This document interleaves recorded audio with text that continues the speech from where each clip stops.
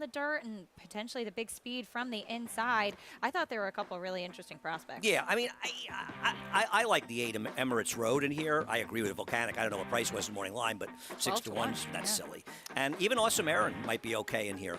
His race 2 back was very good. Look at what's to come. That stake schedule, an all stakes pick 5 on the card beginning of race 7. Right now, though, it's the Derby City 6, part of that all stakes pick 5 sequence.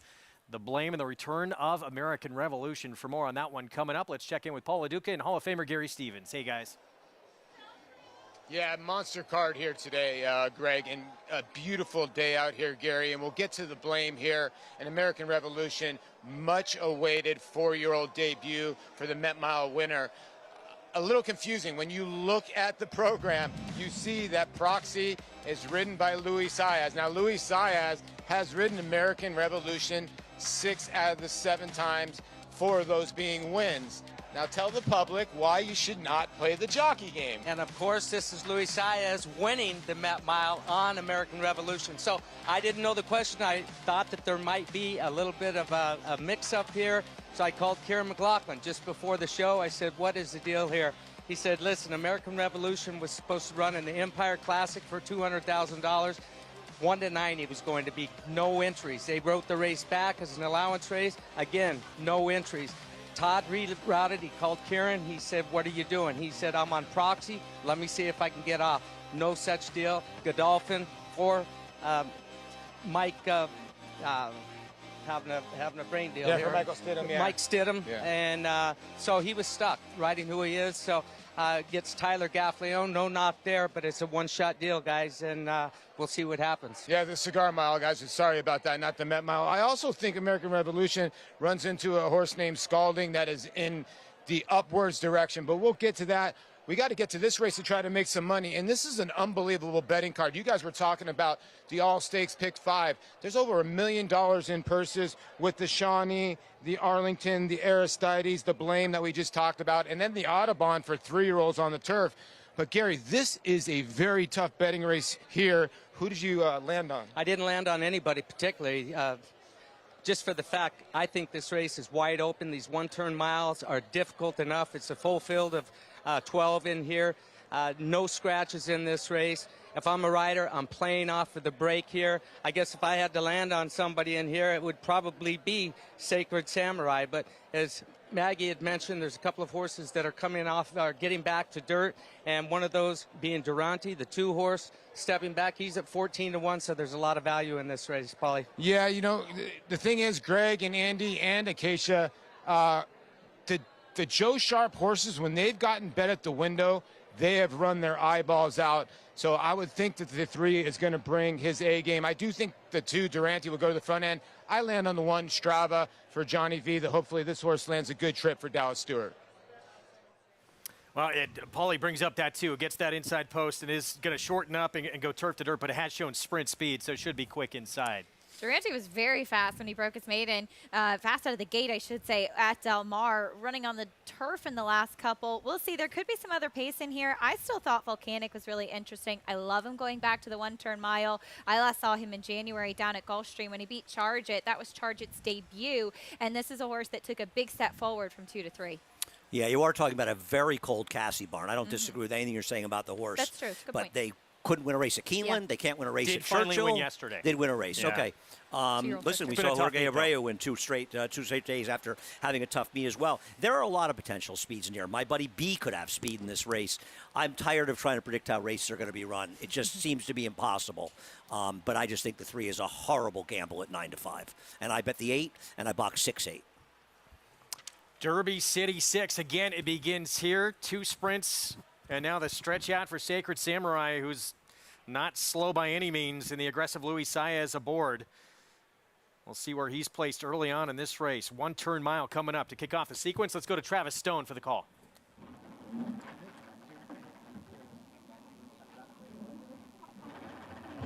They're in the gate. Looks like my buddy B is the one fractious in there. Indeed it is. Trying to settle him down. And they're off. Mendenhall's asked for speed right off the mark. Durante for that inside post races up. Sacred Samurai showing speed as well. So up the chute they go. Durante, Sacred Samurai, Mendenhall to their outside. The three of them across the track early. And to their outside, my buddy B races up 4 wide. Awesome Aaron comes on 5 wide, and Glacial is 6 wide, way out in the center, racing in 6th. Strava coasting along in behind the top flight from 7th. 4 lengths back to Stellar Tap in 8th. We all see it is 9th. Volcanic is 10th by 5. Emirates Road is all the way back at 11th. It is 12 lengths off the lead already, and 14 behind is Riders Special. A wild opening quarter, 22 seconds. Here's the half, 44-1. The pace is scorching around the far turn, and it's Durante with a narrow lead. Sacred Samurai pressing every step of the way. And Mendenhall is right there, too. Strava's in behind while 4th. Awesome Aaron coming under a ride 5th. Glacial's tailed off into 6th. We all see it angles to the outside 7th. Stellar Tap is cutting the rail down inside 8th. They are off the turn. Sacred Samurai and Mendenhall shoulder to shoulder. Strava's bearing down. We all see it coming down the center. Glacial fights on, good effort there. 1 furlong to go. Strava takes charge and kicks away. Strava by 4. We all see it second. Emirates Road and Glacial, but it will be Strava. And a heady ride from Johnny Velasquez to do it. Winning by 5 in the end. We all see it. Glacial, then it was either Riders Special in 4th. Blistering early pace in this one. They went 44 and 1.5. Strava coming out of the Grade 3 Lexington. The win for trainer Dallas Stewart with Hall of Famer John Velasquez. Paul mentioned he thought this horse may get the trip. Yes, he got the trip, but he pulled away from what seemed to be some pretty talented runners behind him. Lugging in a little bit in the stretch, John Velasquez went to the left hand to straighten him out, but he was well clear. This was an impressive race, Andy. I agree. I agree with everything you said. He had a great trip, but he buried the field. Obviously, they've souped up the main track for the big day with 22 flat and then 44 and 1 for the half, and even 134. But it's still, this horse won by so much that this was a big effort by him. Track is quick. Once again, Sacred Samurai, I know the pace was fast. We predicted the pace to be fast. It's not like it came out of nowhere. Just a horrible gamble at 2-1. Well, they tried him in the Lexington. We might see this horse again in some big 3-year-old races this summer. That was impressive. 134 and 4 for the mile. We're going to take a timeout. Kentucky Derby winner Rich Strike got to see a fast track and galloped a couple of miles under Gabriel Lagunes. We'll have the latest on how the Derby winner's settling in here in Elmont with the big one a week away. Stay with us.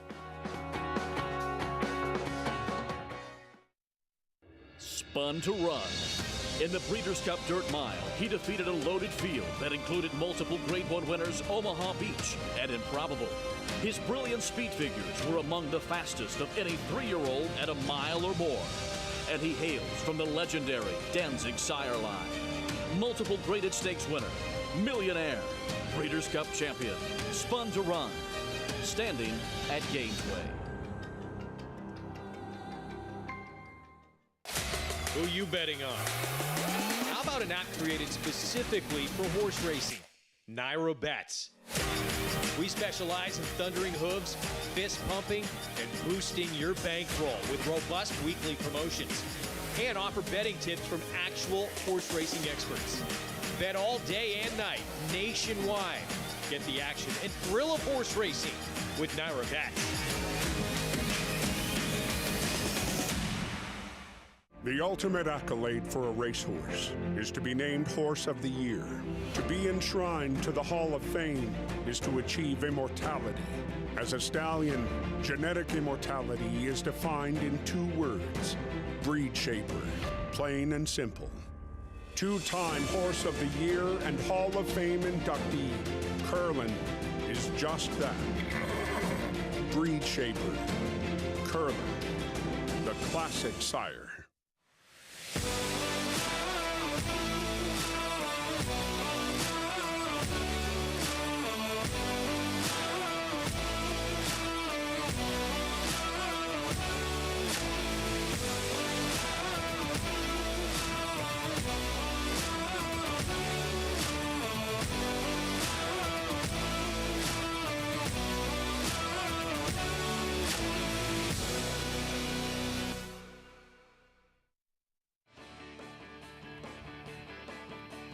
We're back on America's Day at the Races, and it was back in full force this afternoon. That Belmont parade going down Hempstead Turnpike. The official kickoff to the Belmont Stakes Racing Festival. Good to see a good crowd back on hand. I got stuck in that traffic a few years ago. I've actually been in the parade before. This doesn't surprise me at all. Were you leading it? That parade or any parade? No, this particular parade. Back in my pageant days. It's really, really cool. The whole community is out, and it's really exciting to kick off Belmont Stakes Week. Are you suggesting your pageant days are over? Is that what you're saying? I'm happily official retired. retirement I'm that you're happily giving out of the retired. area? Yes. I felt mine were just ahead of me. Well, you know what, Andy? We can come back we can train. There you go. It'll be I think perfect. together we can win something. Yeah, we can do it. We can We're do all it. going to be together, we know that, on Belmont Stakes Day, June 11th. Hopefully you're here as well. Get your tickets now. You can go to belmontstakes.com. It will sell out. Capped at 50,000 this year. It's going to be tremendous to have it's not going to be the biggest crowd we've ever had in the history of the Belmont, but a legitimate crowd back on site. This is the field that's shaping up for next Saturday. Third and final leg of the Triple Crown. The Kentucky Derby winner, Rich Strike, who passed on the Preakness, is likely going to face. He's a horse, Greg. The question is he just improving as a 3-year-old? Does he love Churchill Downs that much? Or was it just a fluke with this 80-1 victory in the Kentucky Derby? He got the supersonic pace to run after. But he ran a big race, that's for sure, under Sonny Leon. I'm a little dubious of his chances as far as coming from so far off of it like he has been and trying to navigate the 1.5 miles in the Belmont. But he's been doing everything right in the mornings in his preparation. Showed some athleticism, too, in his maneuverability, Andy. Yeah, I mean, obviously he ran well in there, and he did run better than Mo Donegal. He got a slightly better trip, but he did outrun Mo Donegal, who could be one of the favorites in this race and probably should be, especially given Todd Pletcher. Maybe he's an improving horse. He's never the kind of horse that I'm looking to bet on, a horse that benefited from a significant pace meltdown. But who knows? Perhaps he's turned things around, and just the presence of the Derby winner makes the race that much more interesting. Here he is in action, again galloping 2 miles earlier today under his main man, his exercise rider, Gabriel Lagunes, who has really helped turn his career around. Seems to have a lot of energy. He's like the Energizer Bunny. He arrived after midnight and then was out, or that was early Wednesday morning, then he was out Wednesday morning to jog twice around the track, and then we saw him out this morning going 2 miles. He just keeps going. He's a high energy horse. He's handled everything really, really well, though, from what I can tell, watching him out on the track and watching the way that he's been carrying his weight, the way that he's handled himself. He's done everything that you'd want to see from a horse at this stage of the game.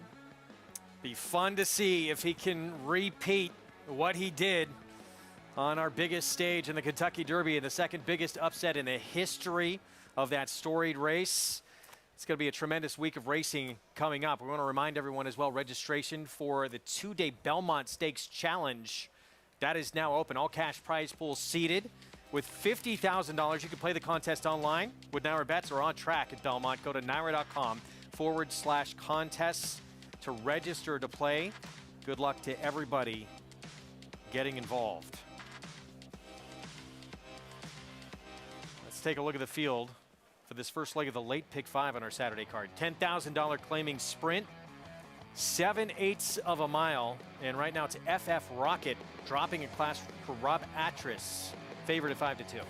It's a big drop in class after finishing third last time out. It's been a while since this horse has seen the winner's circle, and maybe he started to be a little bit tough to trust. I think the surprise at this point is that the one isn't favored.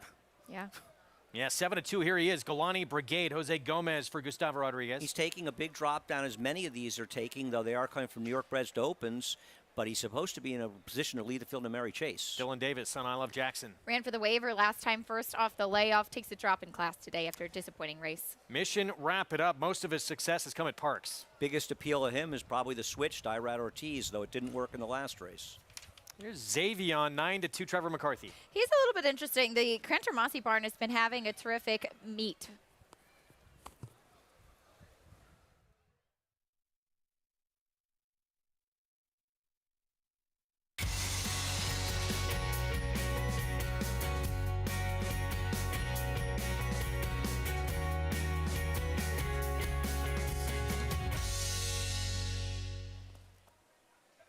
Next on America's Day of the Races, Saturday action heats up from Belmont Park and Churchill Downs. Preakness winning trainer Chad Brown. He's arguably the hottest trainer in the game right now. He sends out a formidable duo in the Saturday feature, led by unanimous consent, undefeated in 3 starts.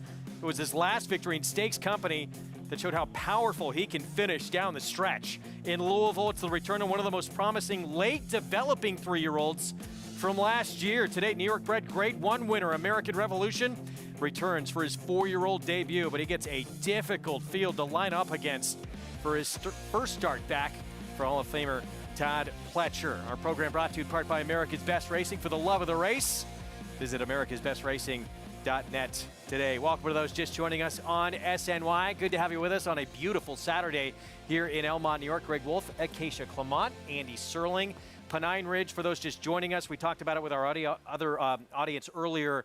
Chad Brown's going to send out 2 in here, but Todd Pletcher with a horse he's switching to the lawn, who is impressed at least in workouts on the grass. Emmanuel has a lot of speed, and that could be the big key for him in that race. There's actually quite a bit of turf pedigree. The dam is the sister to Hawkbill, a very, very talented runner, and the second dam was really good on the turf as well. So the pedigree is there. You have to dig a little bit for it, but this horse has been flying over the grass in training. You thought almost anybody could win this race?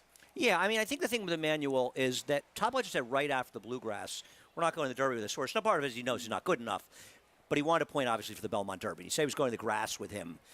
That says to me that Todd's confident he'll handle the grass. Now, that's not to say he's going to win the race, but he has a tactical advantage in here, and if he transfers his dirt form to the turf, he's the horse to beat. If he improves on it, he'll be very tough to beat. From a betting standpoint, though, he's going to get bet based on turf form and pedigree or not. There's no guarantee he's going to handle it. So there are some questions there, but I think there's an argument to be made.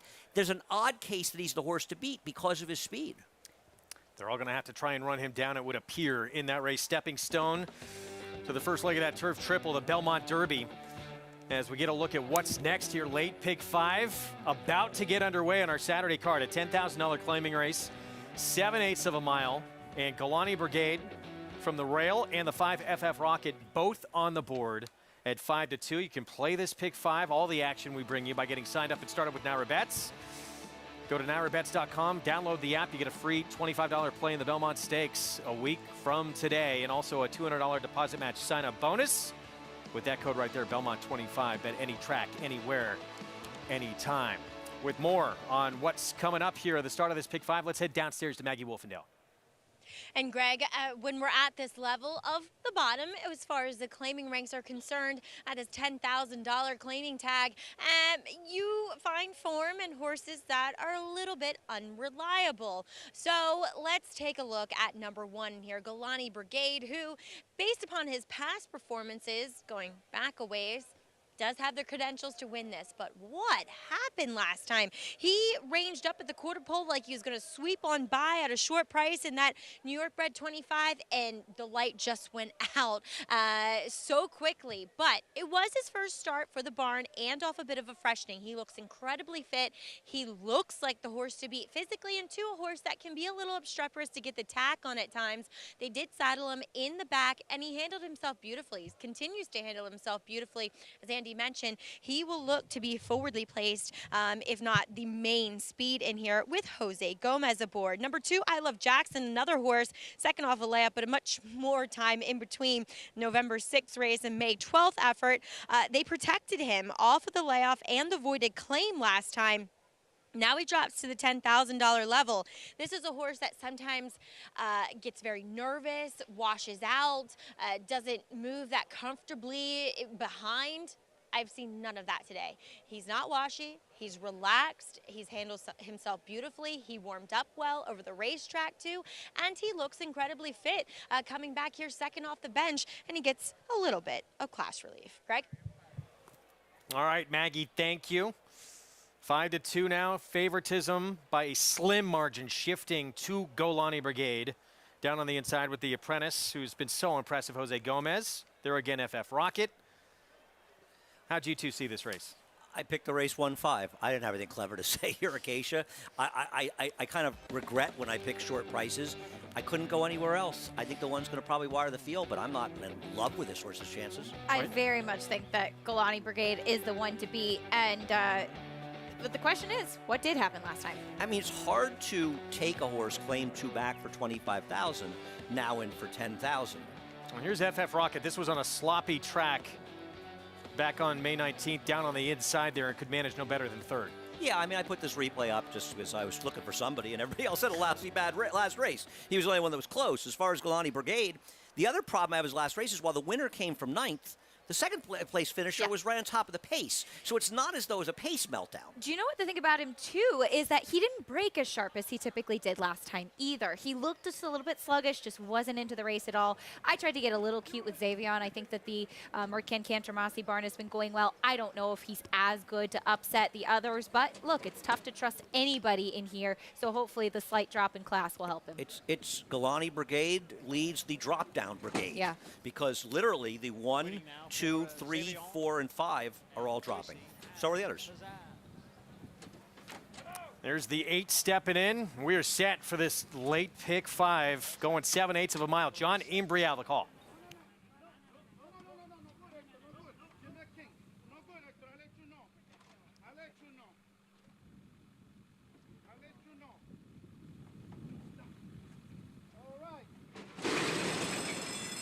And they're up.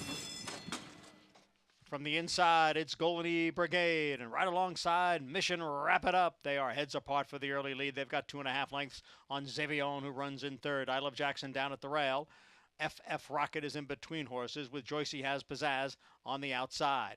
Then a break of almost 3 lengths back to the 2 trailers, Blood Moon and FF Rocket. We'll make that Healy's Hope. Healy's Hope is at the back. The quarter went in 22 and 4/5 seconds. Up front, it's Golden Brigade leading by 3/4 of a length. Mission Wrap It Up and FF Rocket, those two heads apart, second and third, the quarter 22 and 4/5 seconds. Xavion's in between horses, racing in 4th. I Love Jackson down at the rail is next in 5th.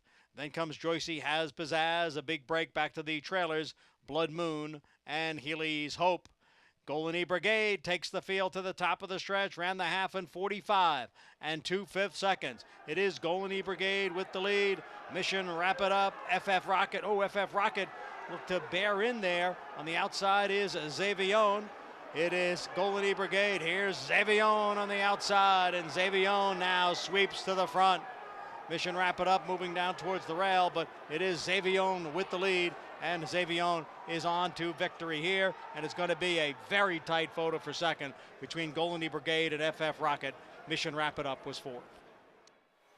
Well, I was going to say in the pre-race lead-up, there was a time a couple of winters ago this horse would have buried this field. He did today. Ran back to what he had shown a couple years ago, and it'd been a long time between drinks for Xavion, but Mercan Cantermasi, the barn is going well right now. Golden Brigade set the pace pretty easily, and we did see Xavion range up on the outside under Trevor McCarthy. I see Trevor and Cantermasi's get another win. I was teasing Acacia when the race started. I said, you had to say that Golden Brigade didn't break last time when he broke the lead. Well, at the end of the day, you liked Xavion, so I think you more than made up for it. Golden Brigade got a distant second, but an easy winner. And, you know, I was saying to you during the race that it seemed like a lot of the horses the Cantermasi were winning were new faces they've had.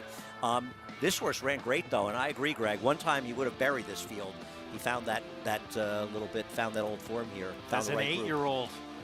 Third off the bench, 9th win of his career. It starts off this late pick 5 at 5-1. Yeah. 4-1, 5-3. Trevor McCarthy aboard for the victory. Trevor's been quietly starting to pick things up. You know, I know he had the big Grade 1 win. In a lot of ways, that Grade 1 win was like 10 wins probably for him. A little bit of a slower start. It's hard. The bigger riders coming back, you're just not going to get the same business. He's been riding well, but I think over the last week or so, he's starting to pick it up, and it seems like he's winning a race a day. He's a very, very hard-working rider, too. He's out galloping horses in the morning. I know he's going up to Saratoga this week to gallop some horses, too, in preparation, trying to drum up all the business that he possibly can. You need to on this circuit. I hope his agent's friends with somebody in a big barn up there. If only. Yeah. See if that can happen. Step aside for a timeout. All stakes pick 5 at Churchill begins next. And Grade 1 winner Pauline's Pearl. Next start back, a non-graded stake. Steve Asmussen, Stone Street, Luis Saez will team up. She is the overwhelming favorite. We'll preview it next.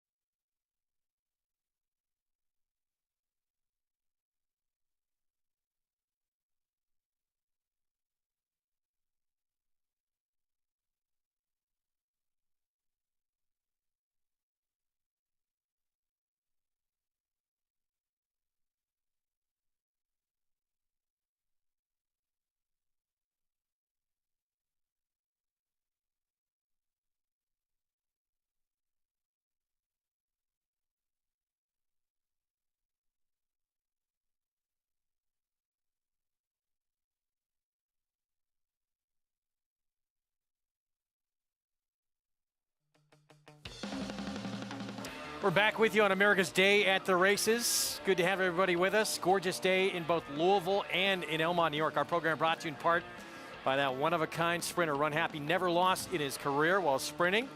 Now standing at Claiborne Farm, legendary stall #1. The Shawnee next. Fillies and Mares at a mile and a 16th. And here's Temper Time. Big long shot for Dale Romans. Yeah, she would have to improve immeasurably to be any kind of factor here, though she could be forwardly placed. She's all wolf 13-1. She's the biggest price on the board. Another one that you would think would have to take a big step forward. She was a long way back behind Pauline's Pearl in the last couple races. Ava's Grace, she going to be leading the way here? Yeah, she has the speed on paper, but I don't think that really matters. She got beaten by a few with a much better trip to the favorite. Army Wife off the bench, the 4-year-old debut. She's a multiple graded stakes winner. Don't think she handled the track in the Fall City last time out. That was back in November. She's fresh coming in. I know Andy and I both intrigued by what she can do here. Multiple graded stakes winner. She's consistent. Pauline's Pearl comes off a grade 1 win. Strange spot, but Steve Asmussen said same connections, owners as well have Clairiere for the Ogden Phipps, so she stays home. She wasn't as good as Army Wife last year, but she is a new horse, a 4-year-old. Something you see from the Aston Barn. And don't be fooled by her last win. She was an hour the best. I mean, She Dares the Devil is walking up front. Yeah. Joel had to go 5 wide in the first turn just to get himself into position so he could be in position to possibly win the race. And arguably, if she had lost that race by a length, you would have said she was unlucky and she should have won, and she still won. And I think it confirmed how good her form is going ahead this year. But having said that, what if Army Wife has moved ahead again this year? No, I'm not saying you're not betting her on the come, but I can understand somebody taking a shot and betting 4 or 5 here and trying to beat the favorite. Meanwhile, Joel, staying in New York today, is going to ride for Christophe Clement in that Pennine Ridge. So new pilot on Pauline's Pearl will be Luis Saez today. As we look at the stakes schedule, this race kicks off the All-Stakes Pick 5. I think Joel heard that Trevor McCarthy might have an in the Clement barn, and so he's trying to suck up as much as possible by staying here. He wants to remain the favorite child. Shawnee will kick it off. 1-2 favorite, Pauline's Pearl. She has been very, very good coming back as a 4-year-old. Let's go to Paul LaDuca for more. Yeah, guys, and when you look at this race, Pauline's Pearl comes off that grade 1 win. And, yeah, this is a weird spot to come back after a grade 1 win.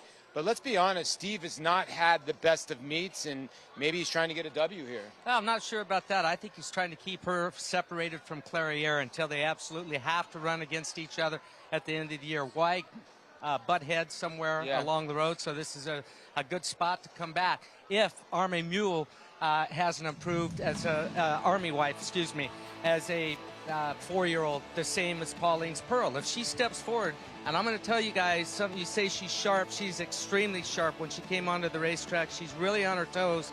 I wouldn't be surprised to see her show good early speed. Is that going to be a detriment to her? She's still going to have to improve to beat Pauline's Pearl. Yeah, you have the 3 in here, and Ava's Grace is probably going to be the pace setter, but I would think with Luis Saez, first time on Pauline's Pearl, is not going to let her get too far away. Army Wife, it's going to be very interesting where Tyler Gaffalione wants to sit her. She's going to be fresh off the layoff. She'll probably, like you said, show early speed. But if she's able to relax, she's beaten Pauline's Pearl before on the square in the Iowa Derby. Yeah, and I'd said how sharp she was when she walked in front of us, really on her toes. Sometimes it's tough to get them to settle coming off of these layoffs in the post-parade. But I noticed she did take a couple of walking steps after the warm-up. She's jogging right now, probably trying to take a little bit of the edge off of her. But I'm looking forward to jump and possibly put some pressure on the front runner early on. Yeah, actually, guys, I misspoken there. It was actually the Iowa Oaks where she won by 3 1/4. But that Alabama last year against Malafat, it really sticks out, Army Wife. Listen, Pauline's Pearl, the one to beat, but Gary and I are both giving Army Wife a nice little shot here to maybe on a little bit of an upset. Well, we've talked about how good Pauline's Pearl has come back as a 4-year-old. This will be the 4-year-old debut for this one here, Army Wife, and maybe she'll come back a lot better. And I was just actually texting with her owner, Kirk Wyckoff, and he said that they were trying to decide between running her in the Lair DuPont on Preakness weekend and running here. She got 5 pounds why they decided to come here. And as I said to Kirk, and he agreed, well, you weren't beating Norm Cassie's horse at Pimlico, so you're on a free roll regardless. A bigger question, you and I were talking off camera. I understand them wanting to separate Clairiere and Pauline's Pearls at this point. Why not run them both, though, in the personal ensign? What are your alternative? At this point, okay, they have alternative races for them. She can run the fleur-de-lis. They can do that. But wouldn't you run them both in the personal ensign? Well, maybe at that point. I mean, they're saying the Breeders' Cup, but at that point, I think the only 2 Grade 1s left are the personal ensign and the Spinster. Is that? And maybe California has something, unless they go to California. But Steve doesn't go out there a lot. No, he doesn't. And the thing about Pauline's Pearl, too, is that she won her Grade 1 last time out in the La Trienne. And I can understand being a homebred for Stone Street Stables, getting that Grade 1 Trying to get the Grade 1, so sure. important. Exactly. But you don't have to chase that so much anymore. Right, I agree. All Stakes Pick 5, a minute away. Let's go to Jonathan. Yeah, when it comes to who I think's going to cross the wire first, I mean, it's probably going to be the 5 Pauline's Pearl. She's just faster than these other horses. But from a betting standpoint, I do think the 4 Army Wife is interesting for a couple of reasons. One is she has some speed figures that are at least in the ballpark of Pauline's Pearl.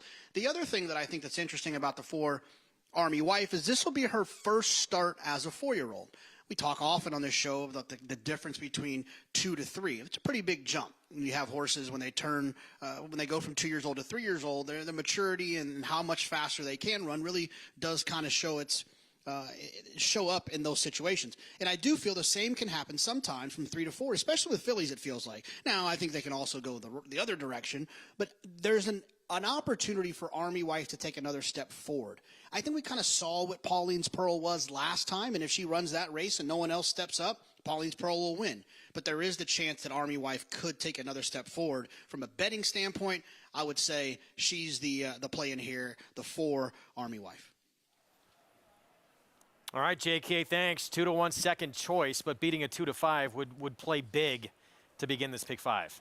Yeah, Pauline's Pearl is, of course, the horse to beat. She ran a huge race last time out. She had a run down She Dares the Devil. And, Andy, as you and I were saying, She Dares the Devil likely has lost a bit of a step this year. But right. She's still a very good horse. 5 wide early, 3 wide late was Pauline's Pearl to be in that stalking position and be able to pounce and then had to hold everybody off. No. The 5 ran great last time. There's an argument she should have won the Apple Blossom. She's been sensational here. I am in no way knocking her, but she's coming back in 4 weeks. Army Wife's first start, maybe she improves. To me, the 4-5 exacta is $10. Forget about betting to win. You bet a 4-5 exacta here. For me, is a value play, I think. I don't have any argument the 5 is worse to beat, as Jonathan was saying.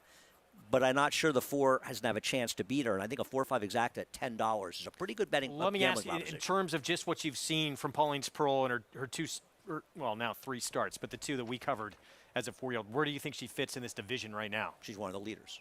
I mean, listen, Latruska is the leader until she can't get it done. But we saw search results run huge in the Ruffian. We've seen Clairiere is definitely improved this year, and she has a real chance. And Malathot didn't run well at Keeneland, but she did win, and she has enough resume that you can't write her off at this point. She is the 3-year-old champ. We kick things off in this all-stakes pick 5 with a Shawnee. Pauline's Pearl trying to go back-to-back. They're off. And She's All Wolf bounces out on top, but Ava's Grace is sent to the lead. Ava's Grace angles over toward the rail. Temper Time comes off the rail to track from second with Army Wife. Pauline's Pearl spun out 3 or 4 wide into the clubhouse turn. But it is Ava's Grace the leader by a length and a half. Army Wife's going to stalk from second, and Pauline's Pearl perched out there 3 wide racing third. Temper Time settles in toward the rail fourth, and a break of 2 back to She's All Wolf at the back in 5th. Turning to the back stretch run, the opening quarter, honest enough, 23-2 was the opening quarter mile. And it's Ava's Grace the leader, coasting along. Army Wife is second, and Pauline's Pearl continues on in the clear, while third. Temper Time tucked away neatly, fourth and toward the rail. She's All Wolf is at the back, so down the back stretch they go. And it's Ava Grace with 4 furlongs remaining. The opening half in 47 and 2/5 seconds. Army Wife is right there. And the imposing presence of Pauline's Pearl, 3 wide and a length and a half off the lead. She's All Wolf comes on to grab 4th, and Temper Time is back into 5th. So round the far turn, Ava's Grace is holding on to the lead so far. Pauline's Pearls pushed on for more. Comes on 3 wide. Army Wife between them. Top of the stretch now. Ava's Grace trying to see it out. The leader by a length and a half. Pauline's Pearl is fully extended. Army Wife is full out. And She's All Wolf is late on the scene. Down to the final 16th. Ava's Grace is wandering to the outside. Pauline's Pearl. Here comes She's All Wolf over the top. She's All Wolf, 20-1. Running down Ava's Grace, Army Wife, Pauline's Pearl was 4th. That was a strange stretch run. She's All Wolf, huge long shot with the biggest win of her career. She closed a little bit last time out in the La Troyenne, but she just seemed to be far off the other main contenders in here. We saw at the top of the stretch, Army Wife and Pauline's Pearl were both all in. Ava's Grace started drifting, and then that big late close from She's All Wolf, the Oklahoma bred. Is she going to get taken down here? Who? Ava's Grace.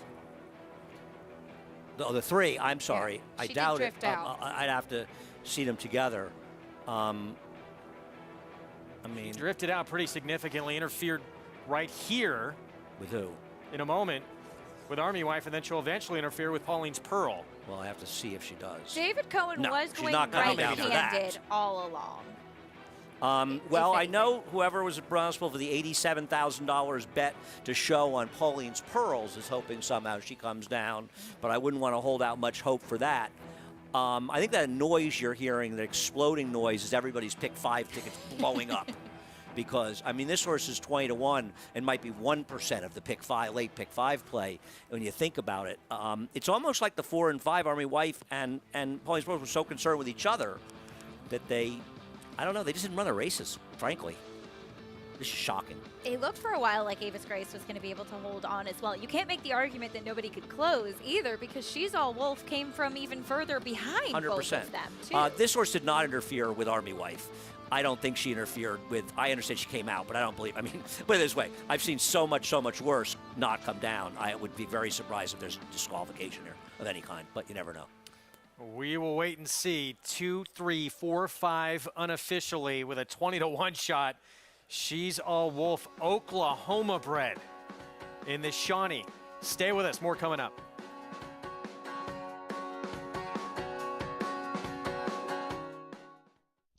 Anybody going 70, 50, 75, 850, 75, 175, 175, 150, 175. Ralph, 850,000. Thank you. Volatile in front by 2. Whitmore is down at the rail. Forense Fire and Mind Control. It's Volatile in front as they pass the 16th hole. Volatile victorious in the Vanderbilt. 1 by 2 lengths. 850,000. Thank you.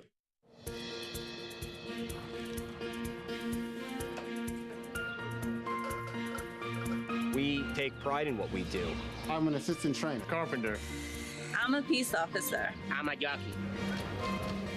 I'm a gardener. I'm a groom. I love what I do. We are New York Racing. New York Racing helps support my small business. It's extremely important to the New York economy. This is like a big family. We are New York Horse Racing. He was just put together like a machine, and he had a great mind. Everything about him was what you'd want. Tis the Law pops the cork in the champagne. Tis the Law is going to win the first leg of the Triple Crown. I've never seen him get tired. Respect the law. Tis the Law. His structure is just perfect. His bone is perfect. He's left the others behind. He's going to win the Run Happy Travers. He's everything you would look for in a horse. Racetrack Television Network brings you every race, from every track, on every screen, every day.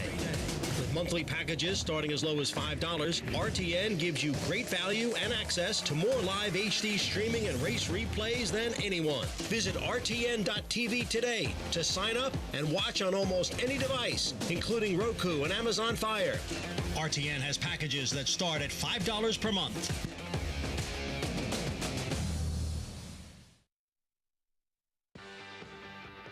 Good to have you with us on this Saturday afternoon. Back on America's Day at the Races, program brought to you by Naira Bets. Get signed up at nairabets.com or by downloading the app and bet any track, anywhere, anytime. A look at who's expected to line up in the third and final leg, the test of the champion in the Belmont Stakes, and tackle the Derby winner, Rich Strike. Apparently, Nest looking very strong. The filly for Todd Pletcher working in company with Mo Donegal, especially on the gallop outs the last couple of works. She looked very, very good. Taking a look at some video posted on Twitter of her in the mornings leading into this. Yes, it's going to be a tall order for her to potentially face the boys next week in the Test of the Champion. I think she'll stay. The question is she good enough? I wonder a little bit if Todd's seen the field come together and they got closer and goes to the race. He thought, maybe I really should be running it here. Yeah. Yeah, won it 15 years ago with rags to riches. Meanwhile, with more on the Kentucky Derby winner, let's go to Maggie Wolfendale. Thanks, Greg. And yes, we finally saw a fast track for the Kentucky Derby winning upset victor, 80-1 Rich Strike, as he galloped 2 miles today. And I like the fact that they brought him through the paddock. He trained just after the renovation break around 8:45 this morning. And Eric Reed, his trainer, has talked about trying to get him more accustomed to the pony. And while he was a little bit cheeky at first, he went off with the pony very nicely, very agreeably, I should say. And then we saw him start his gallop at about, well, the 1.25 mile pole, and he continued around there to go all the way down to the backside, pulling up around the 3/4 pole. But now, nice horses, they'll tend to train well. And while he does look as though his head's always cocked a little bit to the outside, that's what I saw from him in Churchill, or at Churchill Downs too. But I like the fact that this horse maintains his leads. For his first gallop, true gallop over the Belmont surface, a lot of horses, because it's such a long circumference to hold each lead, right lead, left lead, he held each and every one with no problem at all. And from my experience galloping horses over this racetrack, you'll find horses that maybe don't really want to go that far. They'll be the ones swapping. But the true distance horses, they have that stamina to maintain each lead around this, well, very big oval, affectionately known as Big Sandy. So, Greg, I'm liking everything I'm seeing from Rich Strike. I can't discredit him whatsoever. He's a happy, energetic horse. Can he be good enough? Can he adjust his running style behind what probably will be a slower pace and coming from off of it? Well, appropriate that he was the second biggest upset in Derby history. His sire, of course, provided one of the great upsets we've seen in a long time when he beat the Triple Crown champion, American Pharaoh, at Saratoga. Tickets on sale now for the Belmont Stakes. Go to belmontstakes.com, June 11th, that big day, one of the truly great days in our sport anywhere in the country. Loaded with Grade 1 action, including the Met Mile. Meanwhile, back at Churchill, no change. Inquiry objection sign never even went up in here. She's All Wolf, $42 winner to kick off this All-Stakes Pick 5. She ran, she closed from off of it, closing on that left lead, but it didn't matter. She had all the momentum to run down 3 very nice horses that she's been pretty far behind. It looked like the others, the main contenders, Andy, seemed like they were standing still. That was a weird race, very surprising. I guess you could argue maybe Army Wife needed the race. Obviously, Pauline's Pearls came back flat, but she's run too well in her prior race this year, sort of give up on her of one effort. But I guess if you bet the Big 5, you feel like giving up. You probably have given up. Even Greg wouldn't be alive in this Big 5. Oh, wow. Back to Belmont. This 7th race here, 7 furlongs on the turf, 8 other than allowance. And here is Joel Rosario and Anador. Yeah, I think this entry is dramatically overbet. This is way too competitive a field for anyone to be short. This is probably the stronger half, but I don't love her chances. Post 7 for the 1 second to the outside for the entry mate. She's running some lesser races over in Europe, and the Clement Barnes numbers with their foreign shippers not strong. The rail to Shug McGahee's Stony Point. She has a lot of speed coming out of a second at Aqueduct last time out. Will likely be forward from the inside. Manny Franco on this long shot, abuse of power. Another one that should be forward from the outside. I don't know if she's good enough, but she did not get a good ride last time. Nezuna back with Chad Brown, multiple group placed overseas. Her turf race at Del Mar 2 starts back. She looked very uncomfortable down on the inside along the rail. Secret Time, group placed at Longchamp. Yeah, I mean, this is not a barn that's been having very good numbers in New York recently. She has one effort good enough in New York, but I don't trust her. Charlie O, huge price with Jose Gomez. Back on what does seem to be her preferred surface. Does seem like she'll be tested for class today, though. 10 seconds and 26 starts for anonymously. Yeah, she'd be a massive upset off the claim for Mike Maker for this race. Long time off for mail order for Hall of Famer Belmont. I haven't seen this one since February of 21. Back when she was running down in Florida in 2021 and late 2020, she was a bit of a runoff. Let's see if she still has that speed and what she does coming back off the bench since February of 2021. Probably going to see some speed with Mona Stella as well, who went by. And then here's Dancing with Daffodils. Yeah, I like. I'm sorry. Go ahead, Keisha. Dancing with Daffodils. She's a big price who goes back to the turf, but she's been a pretty solid New York bred. And Aziza, outside post here, 17-1 with Eric Cancel. I like Aziza and Mona Stella, the 11-9 in this race. I picked Aziza on top. This is a trainer that's come to New York with some weird-looking horses for a purpose. And her last race, the second horse came back to win, improved her figure. Speed held up on the front end. I think she's far more dangerous than her almost 20-1 odds suggest. To me, this is a wide open race. Pick 4 starts here, 261,000 in the pool and growing. You can bet Belmont, Churchill Downs, and Evangeline Downs today for a $25 bonus on your Naira Bets account. Wager at least $75 on each of those 3 racetracks. You get $25 back whether you win or lose. You have to opt in. Don't forget to do that at NairaBets.com or on the app. So the entry at 2-1 in here, but certainly Nizuna intriguing. Getting back with Chad Brown. We're going to take a look back to Del Mar November 3rd, and couldn't get to Mraz, who led the way from start to finish, but did show a big finish. Yeah, she did. She ran a good race this day, finishing second under Flavien Prat, and will be aboard today. She stayed out there in California. Her subsequent race said that she lacked room. She's the type of filly that I think is not comfortable being down inside horses. She was a little bit headstrong early in this particular race, too. I think being outside, getting a chance to settle a little bit is going to be the key. So certainly a positive that Flavien Prat has gotten the chance to become familiar with her. Right, but I would say if you're concerned with her not liking being inside, she's breaking from post 3, and the horses inside of her both have speed. So it's not exactly going to be easy for Flavien to get up the inside. And I just feel in general they're overbetting Chad Brown horses. And in this case, they're overbetting the Clement barn as well. And they're winning. It's to high percentage. It is dwarfed by the Chad Brown barn success at this meet. The two of them are having incredible meets. But she's okay, Nazuma. But what about her makes her particularly special in here? And the other thing is the entry. Why are these horses 2-1 in here?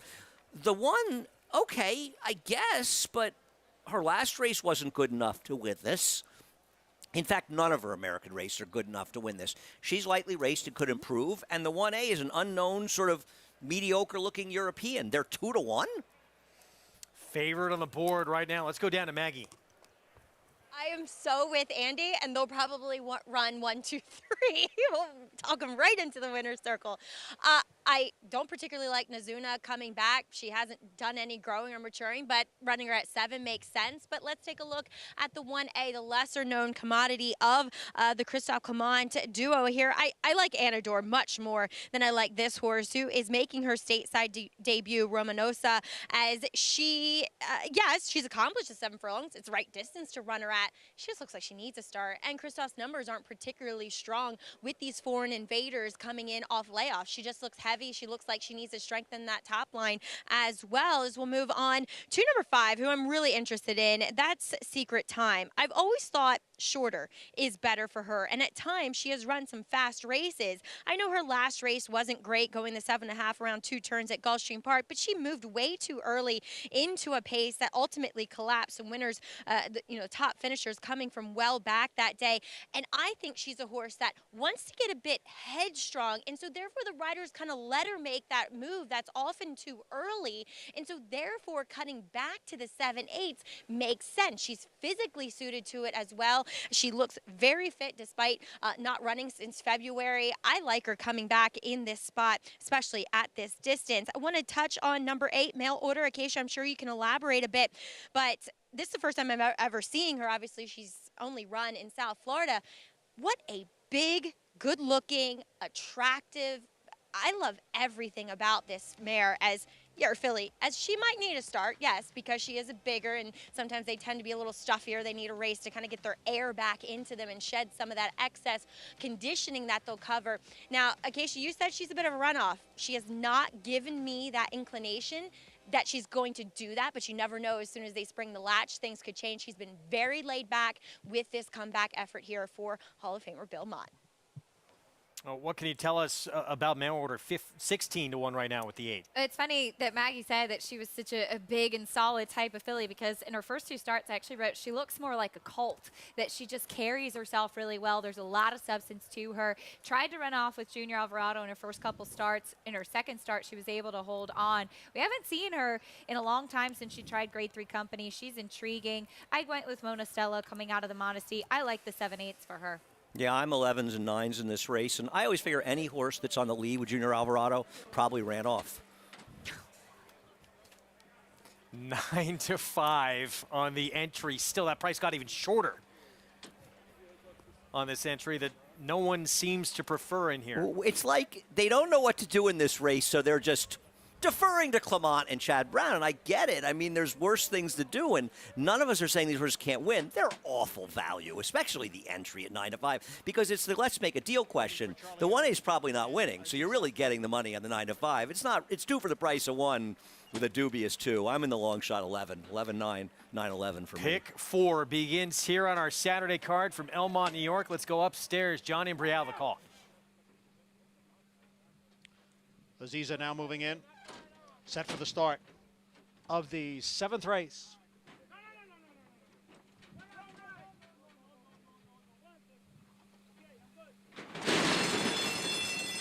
And they're off. Aziza from the extreme outside now anonymously moves on through. Anonymously now takes the lead. Mail order is on the move and up into second. Stony Point is down at the rail and racing in third. On the outside is a Mona Stella next in 4th, followed by the gray, Abuse of Power, who's down at the rail and in 5th.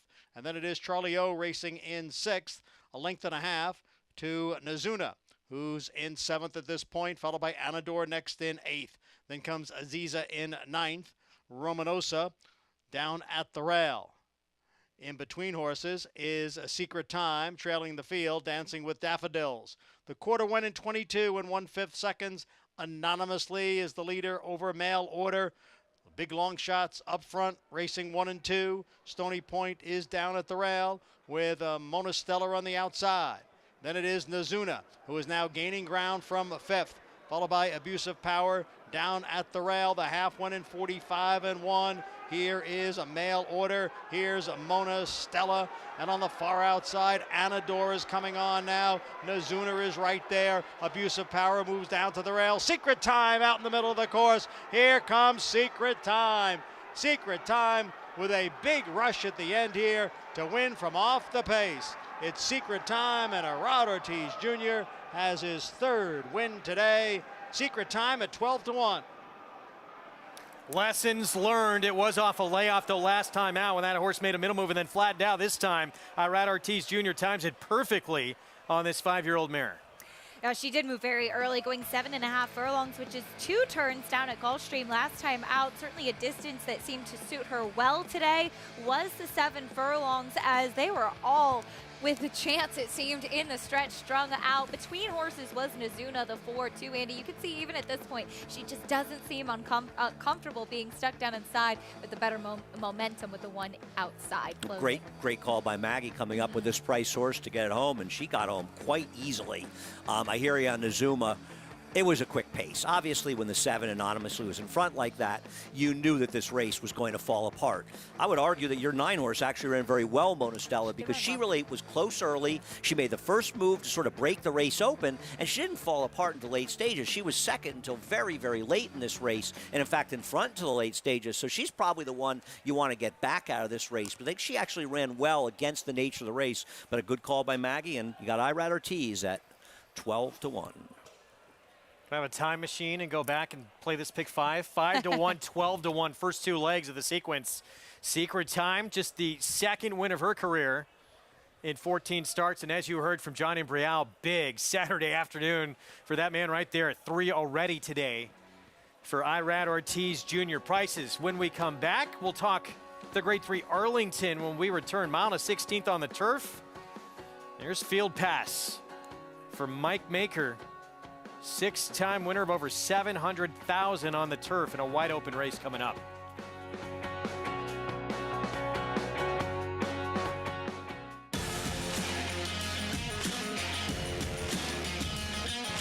And they're off. Following C. Pouring it on here in the stretch. Impressive to win the Grade 2 Vosburg. Following C. Smile Happy has kicked it into high gear. And Smile Happy with a powerful performance wins by 2.5. The Club champions Run Happy, standing at Claiborne Farm.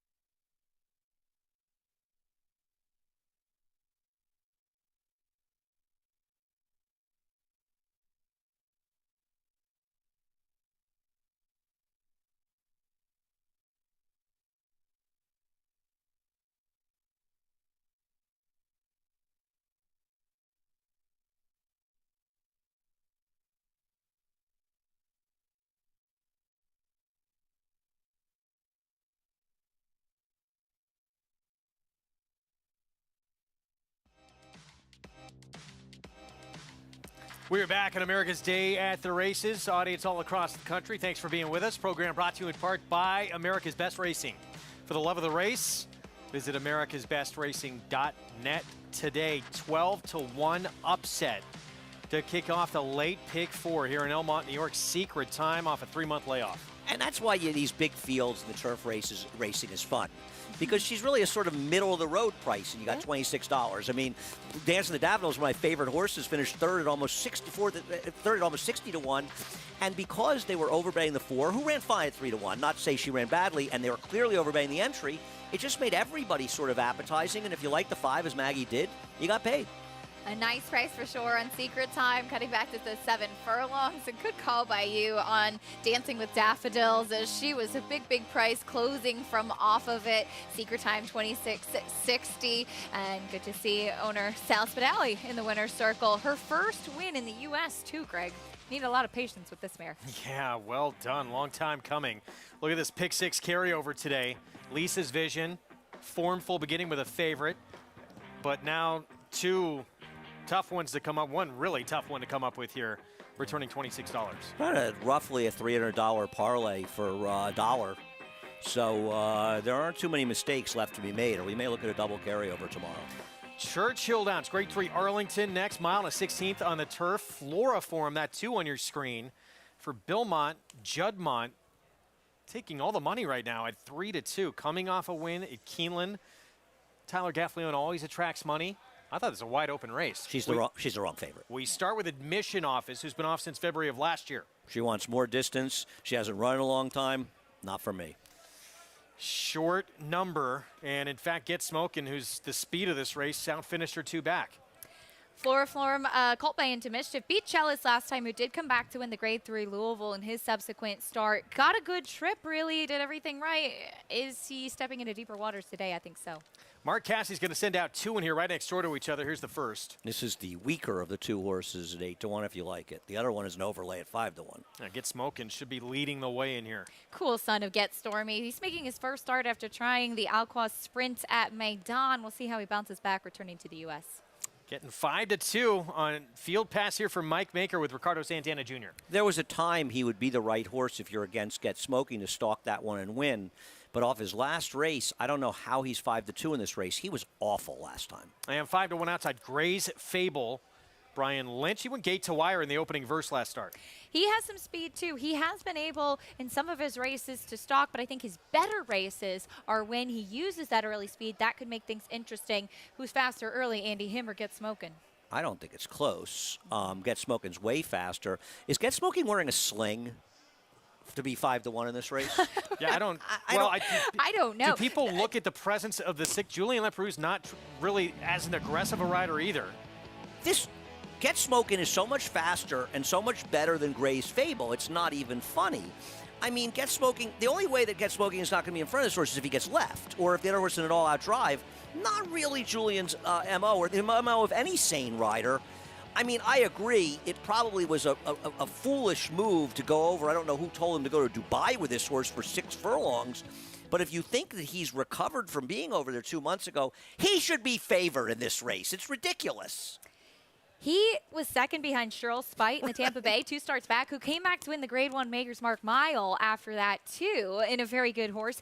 This is a horse that was always kind of overlooked as a 3-year-old, too. He never really got the credit that he deserved. And then sometimes he hung on, and he won some of those big that's races. because everybody was obsessed by Decorated Invader. Everybody but me was obsessed by Decorated Former Invader. Pennine Ridge winner. There you go, right. No, I agree. And he's just gotten better and better. And obviously he runs sort of, for me, in the memory of Tom Bush, who retired last year, has been such a good trainer for so long. But, I mean, yeah, I think the move going to Dubai was foolish. I don't get it. I think he should be favored. Well, this horse here, guys, 8-5 favorite. A little surprising. Paulie and Gary. Well, I don't know about a little bit surprising with Floriform. If you look at this Colt's past performances, Gary, he's the kind of horse that can put himself wherever he wants to. I mean, he won a race out in Tampa from the 11th post. He can put himself wherever he really wants, so I'm not really worried about the speed in here. I'm not really either. And listen, it's a 6-horse field. I can make a case for every single 100%. horse in this race. And you look at, we've got a good crowd here today on hand. People across the country, they see Billy Mott, Hall of Famer, Tyler Gaffleone, leading rider here at the meet. So he's getting more action than a lot of these horses. They're following the money right now, in my opinion. But we like a couple other ones in here as well. No, listen, I like Field Pass in here. I'll disagree with Andy. This horse is 8 for 25 lifetime. 4 out of the 5 in the money. It's got some good numbers. And I know you like the outside horse a tiny bit, Gray's Fable. I do, and I liked him before. I spoke with Brian Lynch this morning, the new trainer of Gray's Fable. We just had Frank Lyons up here, Julian Leperoux's agent, as well as our associate here on Fox for Naira. And listen, Brian told me this morning that Roger Atfield left me a horse here with lots of ammunition in it. He came back, worked fabulous on the dirt the other day. That was on the dirt. After talking to Frank, he said, we don't plan on going to the lead. We don't want any part of going to lead and fighting with Got Smokin'. He said, we're going to track him.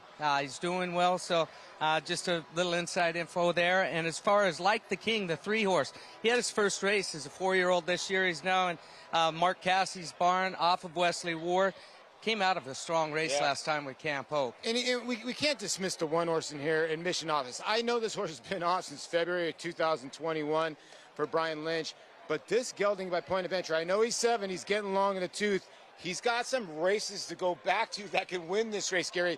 You're right. All 6 of these horses have running lines, and they've been running against a lot tougher horses. Yeah, and I mean, we covered every horse in this race, I think. We did. So.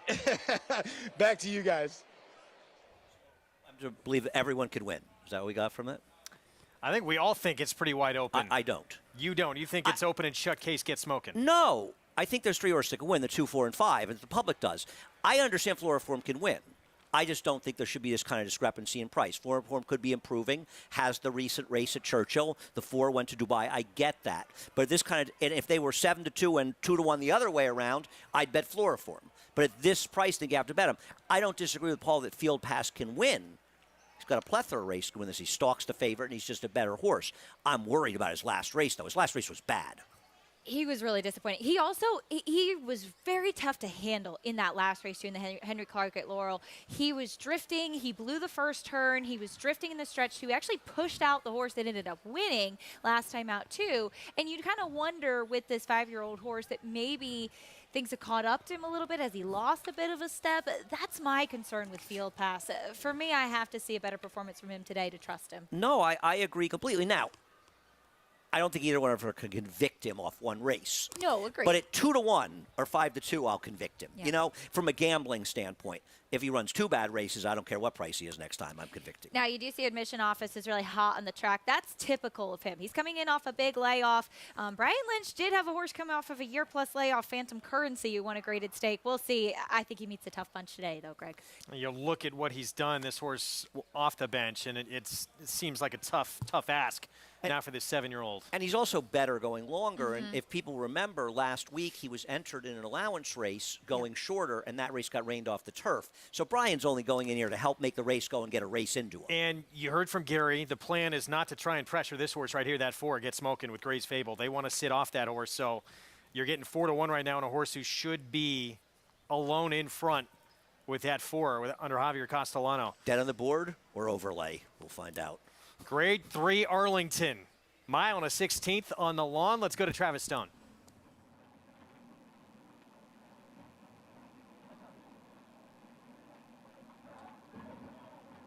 They're in the gate. And they're off. And it is Get Smokin' looking for the lead. Gray's Fable broke alertly toward the outside, but it is Get Smokin' who angles over toward the rail. Gray's Fable staying way out into the turf course is trying to back off the early pace of Get Smokin'. Get Smokin' nonetheless shows the way. Gray's Fable tucks in a little bit closer to the rail now, racing in second. Like the King comes on to be the inside of Field Pass. They're together third and fourth. Floor Form comes away fifth. Admission Office is at the back in sixth. 7 lengths off the lead. The opening quarter goes in 23 and 4. Turning to the backstretch run. Get Smokin' showing the way. Leads by a precise length. Gray's Fable eased off that early pace and is tracking from second. Like the King toward the inside into the bit, racing third. Field Pass advancing on that one's outside. Floor Form is about 5 lengths off the lead, traveling well with 4 furlongs to go. Admission Office is the trailer.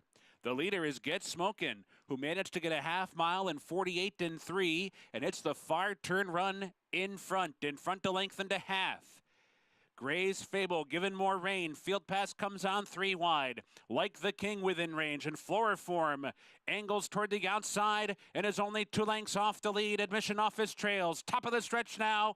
Get Smokin' turning for home in front. Set down for the drive. Field Pass is now fully extended. Floor Form switch leads right there at the 3/16. 2.5 lengths to make up on Get Smokin'. Get Smokin' is still there. Field Pass comes on. Floor Form. Admission Office is late on the scene. Down to the wire. Can Get Smokin' hold? Here's Admission Office. Oh, it's close. Admission Office was last at the top of the stretch, and photos with Get Smokin'. Field Pass and Floor Form. Wow, Get Smokin' trying to take this field gate to wire, but the 7-year-old off the bench, did he get him in this final jump? If he did, if I had bet, I didn't bet here, I'm going to say, with Get Smokin'. If I bet Get Smokin' and lost to Admission Office, I think that might be. I think I'd be on the train on the way home if I had just jumped off the roof. Admission Office was flying late. He was last early, too, while Get Smokin' set the pace by himself. Yeah, we knew that the number 6 Gray's Fable was not going to press him given the instructions that Gary had mentioned, and you could see it early. Julian Leopard was very keen to not engage Get Smokin' at all, and Gray's Fable ended up fading back. Looked like there were a couple outside with a chance to close him down, but the late run with Admission Office, hats off to Brian Lynch. He did a similar thing with that horse Phantom Currency, who ran, winning the McDermott, came back a full year later and won off the bench. Very, very good, getting horses ready to roll, Greg. Wow. Still waiting on that photo, but it looked pretty clear. No, he won. Admission Office at 7-1 as we head back to Belmont. We'll let you know as soon as it's posted. $50,000 starter allowance, 1 turn mile next here in New York. Let's head downstairs to Maggie. And while we see Looney Sema, the deserved favorite, I think. He looks great here in the paddock. Once again, I noted too back that he'd really taken a step forward, and he's shown that on the racetrack too, not only physically, but in talent levels. As let's take a look at number 1, Air Show. He's off the claim here. He had a bit of trouble down the lane last time. Rudy Rodriguez picks him up. Flavien Prat does stay aboard. And, you know, it's funny. He's either in for non-3 for 35 or he's in for starter allowance. So first off the claim, Rudy tries him in a starter allowance. It makes sense. I know this horse intimately because my husband's had him twice. He does have compromised feet, and so we always put glue ones on him. And he now has just regular shoes with nails. So we'll see how he reacts. He looks great here from the physical perspective, and he's a big price. But on the other hand, I'm always scared of a horse off the Rudy Rodriguez claim. Greg? All right, thank you, Maggie. Rudy with Air Show from that inside post, the 1. Flavien Prat will ride. Meanwhile, there's Invisible War. Big number for Marcassi. We'll get to the post parade from this 8th at Belmont when we come back, approaching the 11-minute mark to post on a gorgeous Saturday afternoon here in Elmont, New York. The breeding industry is governed by one principle. Performance determines success. And Constitution has won! Now he's earning his stripes by siring stars.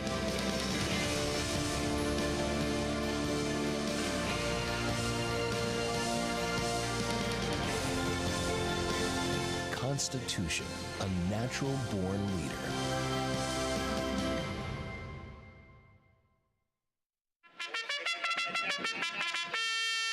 Monmouth Park's summer season rolls on with live racing action Friday through Sunday. Fridays feature at 2 p.m. first post, while weekend action begins at 12:15, kicking off the Win Early Pick 5.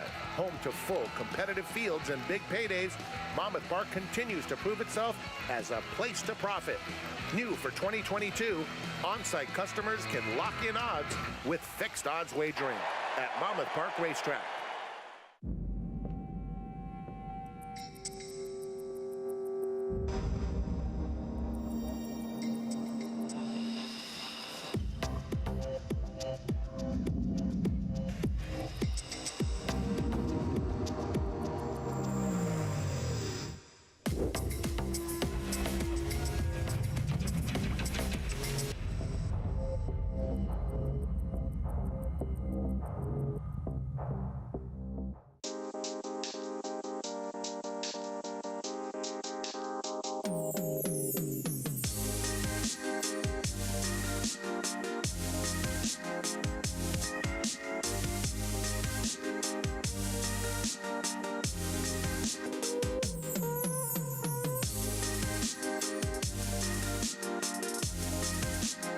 Stay fabulous. Resorts World.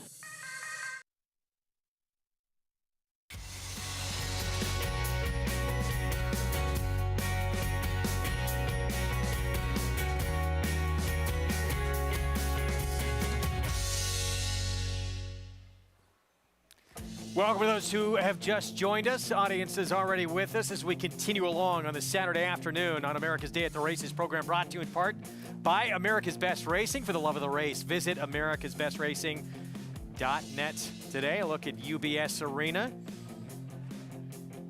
Making some great improvements here to Big Sandy and Belmont as we get set for our ABR Race of the Week coming up in just a little bit. That is the Grade 2 Pennine Ridge, and a stepping stone to that first leg of that Turf Triple Series in the Belmont Derby. That one's still to come. It's our ABR Race of the Week. Chad Brown's going to send out a couple of runners in that race. Todd Pletcher is going to move a horse to the lawn for the first time. Emmanuel should be leading the way in here, but unanimous consent for Chad Brown, who's won this race twice before, comes in undefeated with a very impressive turn of foot that he displayed in that Woodhaven victory. Greg Wolf alongside Acacia Clement, Andy Serling. Unanimous consent really kicked into gear late. He did. He was impressive in the Woodhaven last time out to remain undefeated. The water gets a little bit deeper today for sure, especially as we look to see how that pace does play out, Andy. Unanimous consent takes a little bit of time to kind of get those wheels going, but when he did kick in, he leveled off really well, and it seemed like as the distances increase in this series, he should handle them just fine. Yeah, and it's also, I think it's fair to question whether or not with more racing, he gets a little more professional. Yes. You know, if he starts sort of getting more fluid in those moves, he could be better. And they're all work in progresses. Obviously, the big race, the Grade 1 Belmont Derby, this is the prep for it. Then you've got the Grade 1 Saratoga Derby, the mile and 3/16.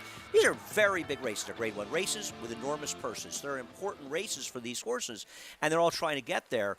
Unanimous Consent, to me, is a very talented horse and has as much room to improve as anybody.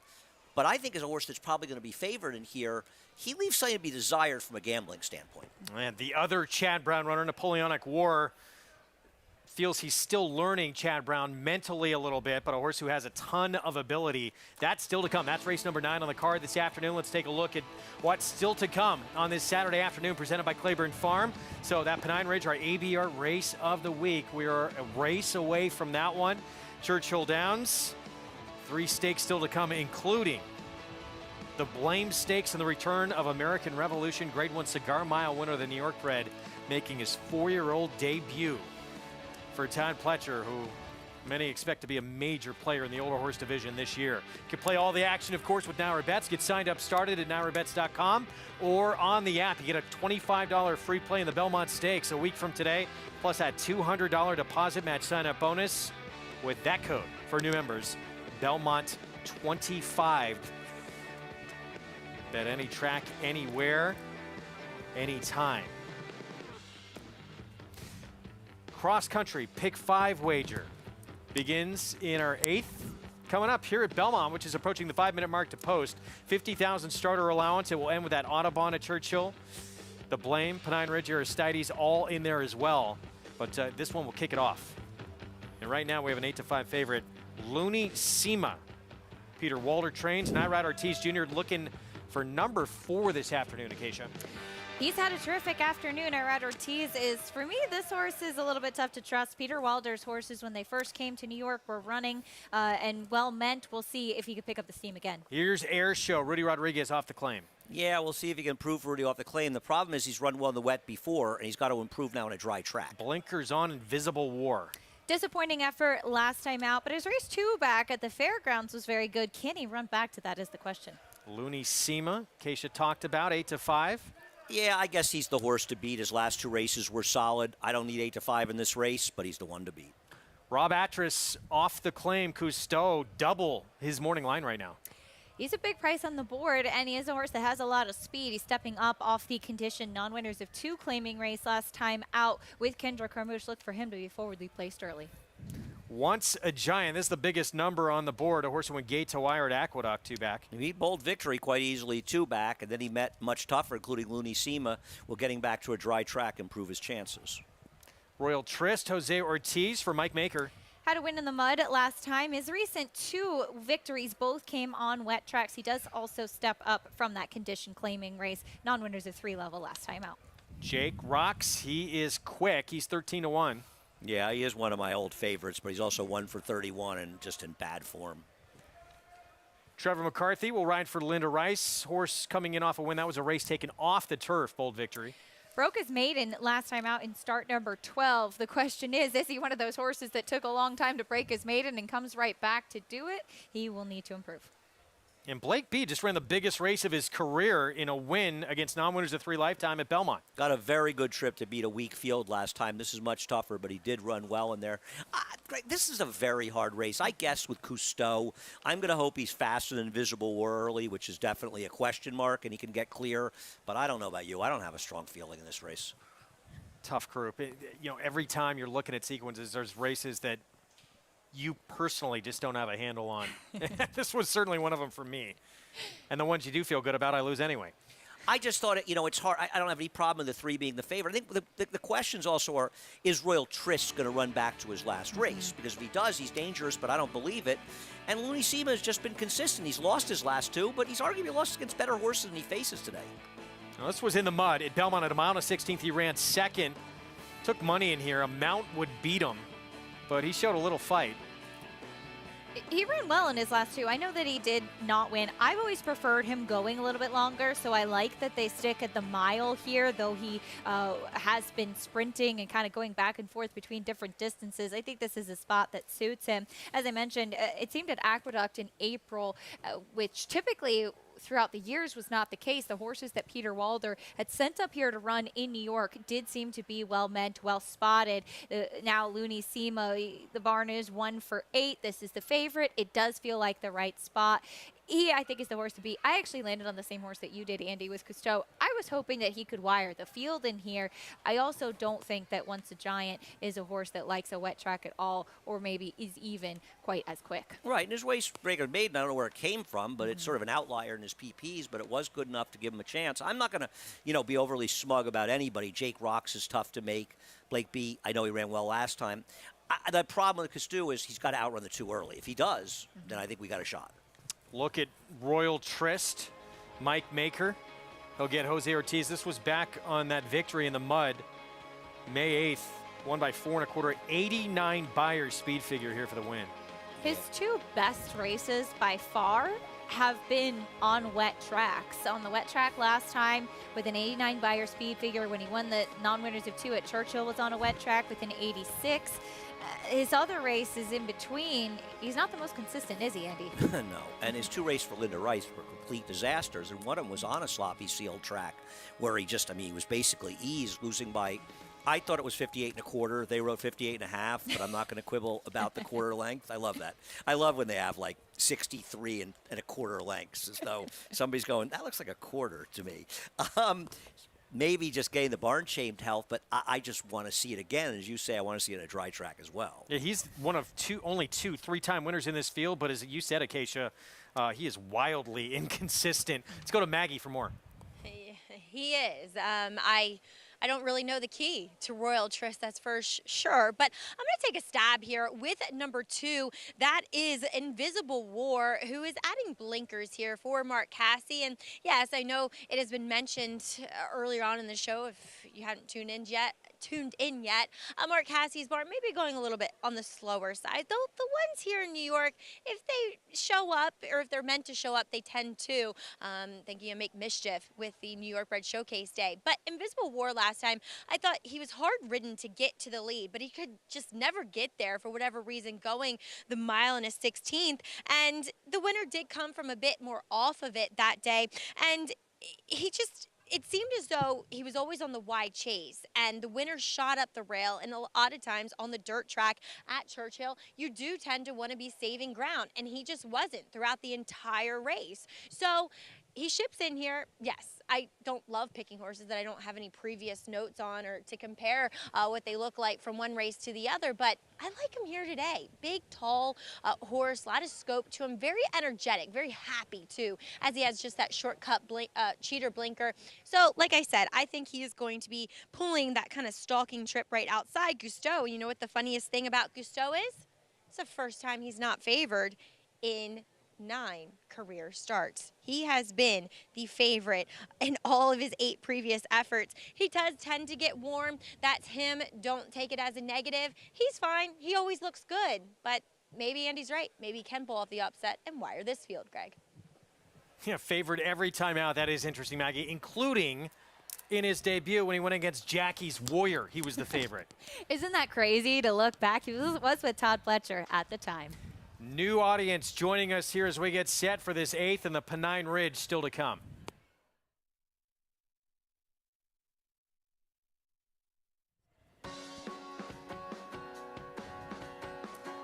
Welcome to those just joining us on FS2. Good to have you with us on a gorgeous day here in Belmont, New York. You're watching America's Day at the Races.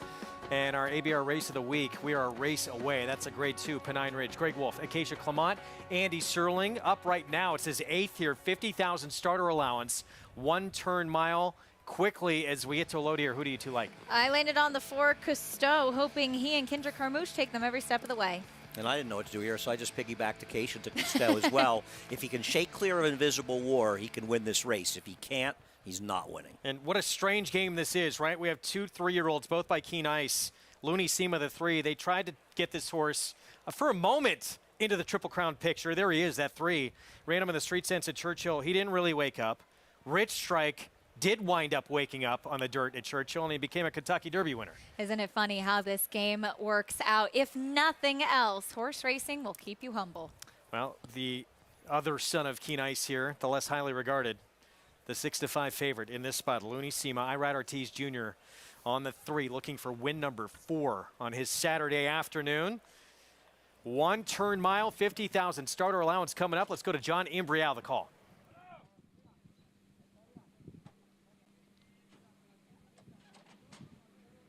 They're in the gate.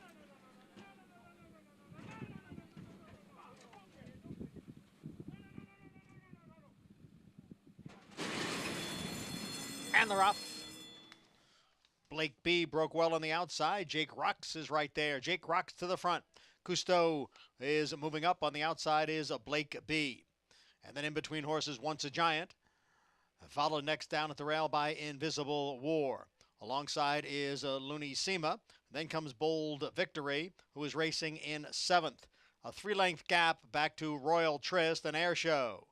Jake Rux is the leader through a quarter in 23-1. Cousteau next in 2nd. And on the outside is Once a Giant running in 3rd. Then Invisible War down at the rail. The favorite, Looney Sema, is in between horses. And on the outside is Blake B. And then farther back, Air Show has moved up a couple of spots. Followed next by Royal Tryst and Bold Victory. Half mile 1 in 46 and 1/5 seconds. They are now midway on the turn. Jake Rocks by a head. Cousteau's in between. On the outside is Once a Giant. 3 of them stacked across the track. In behind, Looney Sema, who's going to need some racing room. Blake B is on the far outside. Air Show now has advanced into 6th, but still 5 lengths from the front. 3/4 in 1:10 and 4. The field. The leader. It's Cousteau in front, Blake B on the outside, Looney Sema's in between horses, a furlong to the finish. Cousteau is down at the rail, Looney Sema is all out. Blake B's on the outside, now is 16th to the finish. It is Cousteau trying to hold off Looney Sema. They come for the finish, and Cousteau has won it. Looney Sema was 2nd, photo for 3rd. Speed. Wouldn't you know it, as Maggie Wolfendale said earlier, first time in his career, Cousteau not favored, and he gets just the 2nd win of his career here at 8-1. Because David Argonis said the same thing to me yesterday when I told him I was picking him. He said, well, it's the first time he won't be favored. And Keisha, we had a little magic together here and got a little lucky to price. Yeah, how about that? He didn't actually end up setting the pace. In fact, it was Jake Rocks a little bit surprisingly. He looked like the speed. Who was the one on the lead. He ended up fading. It looked like Looney Sema, the favorite, was ranging up and might be able to run him down, but found another gear. Did Cousteau under Kendrick Carmouche. Starting to think Looney Sema's got a little hang in him. Yes. You know, Johnny I pointed out he's looking for room, but he found the room right away, and he barely gained on this horse. Mid-stretch, it didn't look good for Cousteau. It looked like they're going to inhale him. I couldn't agree more, especially knowing that we bet on him, that it wouldn't work out, but he held on and got the job done. Favored, as you said, over Jackie's Warrior. There's a great story somewhere of amazing, horses losing their debuts or horses that weren't favored in their debuts. Look, Ruffian wasn't favored in her debut. Suzette for Woody Stevens was favored. Wow. We have our ABR race of the week. No one's going to challenge Andy to trivia. We know that. They will lose. I want Andy on my trivia team. Useless trivia, Greg. Let's be clear on the trivia I know. Pennine Ridge up next. Grade 2 stepping stone to the Grade 1 Belmont Derby in that Turf Triple Series. And for those who've been watching us for a while here, well aware of the duo that Chad Brown will send out. Unanimous consent comes in with an undefeated record to this point, including a victory in that Woodhaven last time out at Aqueduct. A horse that Chad Brown has said could be a little bit lazy, but here we see him turn it on. Manny Franco was aboard here last time out. Do you think maybe we'll see him be a little more active on this horse, knowing he is a little lazy?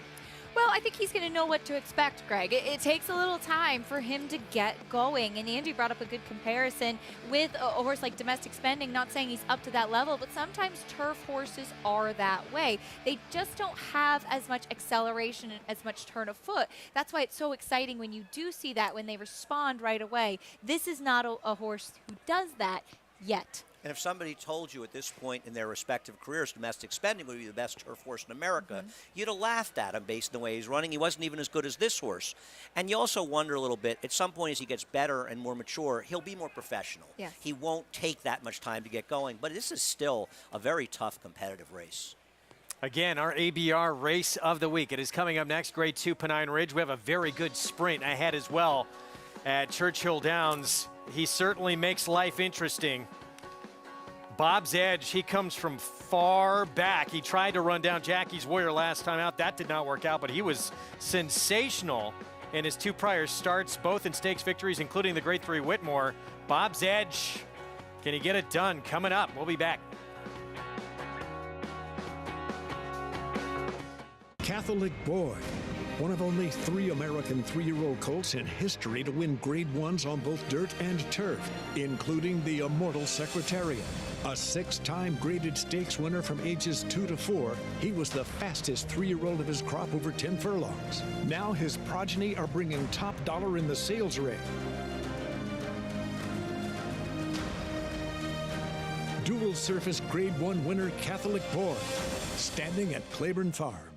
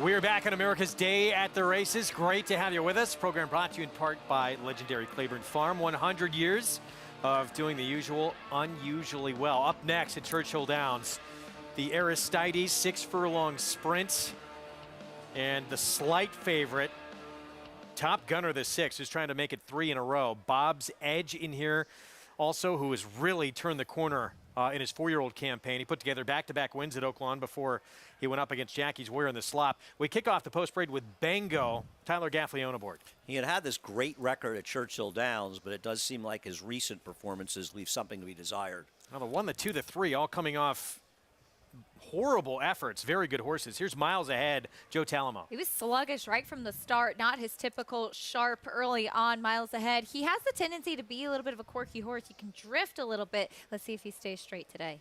Pyron, he's good on turf. He's good on dirt, too, and he get back to dirt today. Yeah, but I think his dirt races are against inferior horses to these. I'd be surprised. Necker Island, he's going to cut back in distance. He's a big price for what it's worth. I've always preferred him going shorter. We'll see, as he does need to turn things around versus these. Here's Bob's Edge, Grade 3 Whitmore winner at the Oaklawn meet. I kind of want to bet Necker Island as well, but the question you have to ask yourself is if a closer wins the race, isn't Bob's Edge a much bigger favorite to do it? He's going to come from far out of it. Here's Top Gunner. He should be near the lead, if not on it.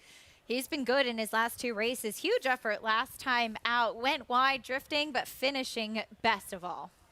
Jalen Journey, last 2 races of last year would have destroyed this field. What's happened to him? No, that's exactly basically what I was going to say, Greg. What happened to his racing? Because those last 2 races, does he get better later in the year? He's got to refine his good form. And long-range Toddy, Dallas Stewart, Luis Saez at 8-1. Was second at a huge price. 2 starts back in the Grade 3 Commonwealth behind the highly regarded Prevalence. Dallas Stewart picking up a piece at a big price, but it's been a long time since he's seen the winner's circle.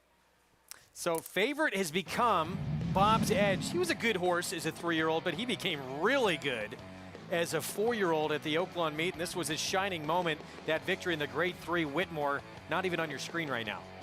He's a cool horse. He comes flying late. He comes from very far off of it. Won the King Cotton, won the Whitmore, got in very, very good form. He had to face some very tough company in the likes of Jackie's Warrior in the Count fleet. But closing late, he got very good down at Oaklawn for Larry Jones. His last race was bad, though. I mean, maybe he didn't like a wet track, but keep in mind, the second horse came from well back because that pace was collapsing late. Now, it was a track that was extremely kind of speed, but as I said, that race was falling apart. So his record was disappointing, but maybe he just doesn't love a wet track. Could be. Right now, public has made him the one to beat. Let's check in with Paul LaDuca and Hall of Famer Gary Stevens for more.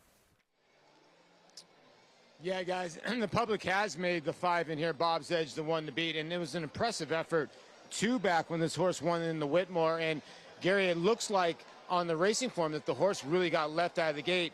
It's not just what happened. Luis Quinones, I guess if this horse has gotten to 4, is sort of just taken this horse back and been a one-run horse, because if you look back, this horse actually wired a field at Churchill almost a year to the date. So I think that Bob's Edge is sort of settling into what he likes to do. Yeah, he is. And I don't think it's necessarily that Luis was taking him back, but he was just letting him do what he wanted to do. Yeah. And he put in those 2 huge efforts, got the sloppy racetrack.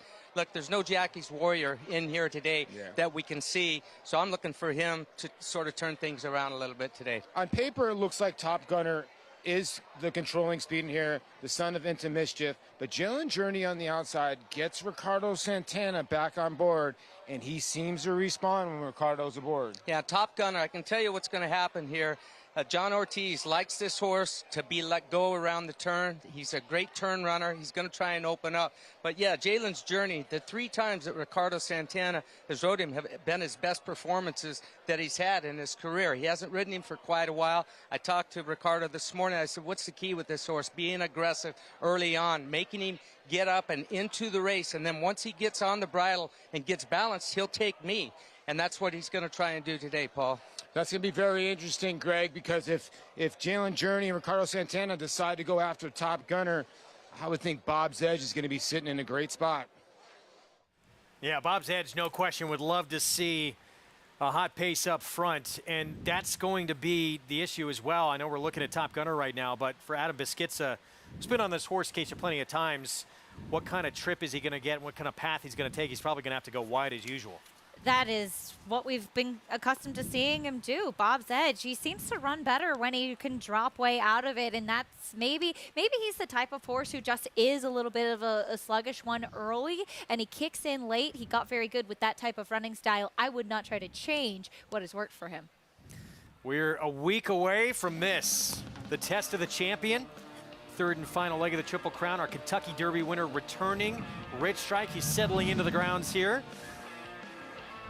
Got in late, well, I guess early Wednesday morning, I should say, at 1 a.m. Here's a look at that incredible performance. 2nd biggest upset in Derby history. 80-1, closing into a supersonic pace in the Kentucky Derby. And yes, he's gotten settled here at Belmont. He's gotten a full tour of the facilities, hit the training track, the main track, galloped 2 miles this morning. As Richie Migliori said yesterday, all he has left to do is check out the pony track. Would you say, Andy, as you look at Rich Strike, maybe one of the biggest questions for him is his pilot, who doesn't have the experience at Belmont? I think it's one of the questions. I think one of the biggest questions is, can he reproduce the effort? Can he handle a 1.5 miles? But certainly Sonny Leone, I mean, he is an Eclipse Award-winning rider based on 1 ride. But to be fair, he is not based on his career. And I'm not in any way trying to knock him. If it was Joel Rosario, Irad Ortiz, or any of the top riders in the country, they'd be talking about it. That's why, Irad's the greatest jockey in the game, if he had given that ride in the Derby. So that was a spectacular ride. But Belmont's a tricky place to ride, and he'll come here and he'll want to get some mounts here. but is he really going to get the mounts? Is he really going to get some mounts? I'm telling you, if I had a horse, I wouldn't be looking to do him any favors. Nothing personal, but there's 12 guys in the room I'd rather ride, and they ride here all the time. So even if he gets mounts, he's going to get mounts going to help him get a feel. And there's a big difference between running a 6-furlong race here and then going a mile and a half around here, because the only other mile and a half dirt race we'll run is the Brooklyn. Right now it's the Aristides. And favoritism remains with Bob's Edge, the 5. He's going to be coming from far out of it under Adam Beschizza. Let's go to Travis Stone for the call.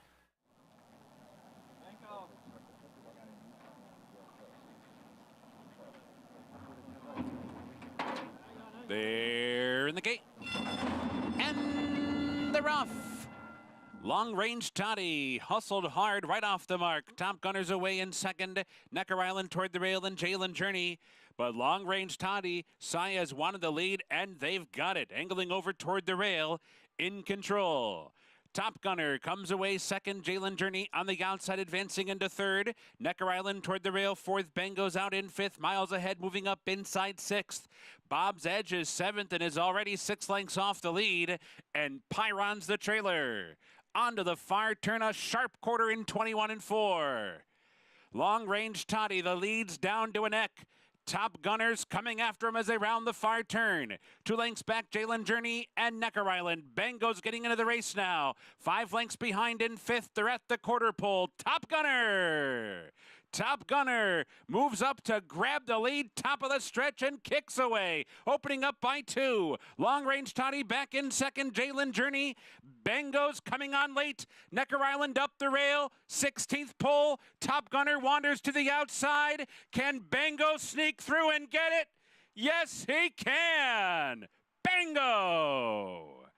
2.5 lengths in the end. It's tight for second there between Necker Island, Long Range Toddy, Top Gunner as well.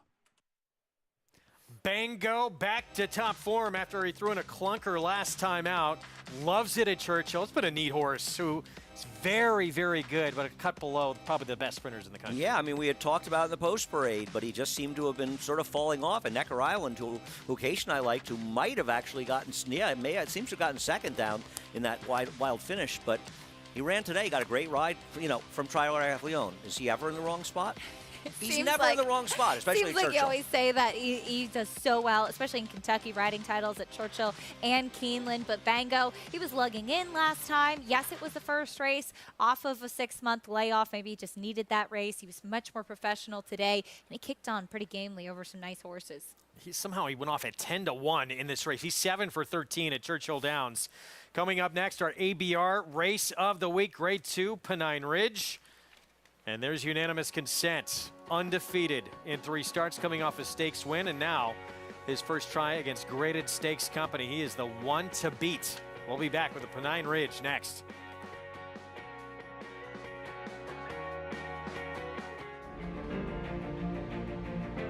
Idle perfectly timed. Idle gets up under Joel Rosario to win the big gap. It's known agenda for St. Elias Stable.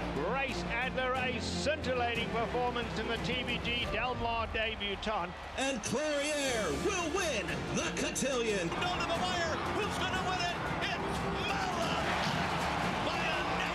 Curling, the classic sire. Who you betting on? How about an app created specifically for horse racing? Naira Bets. We specialize in thundering hooves, fist pumping, and boosting your bankroll with robust weekly promotions. And offer betting tips from actual horse racing experts. Bet all day and night, nationwide. Get the action and thrill of horse racing with Naira Bets.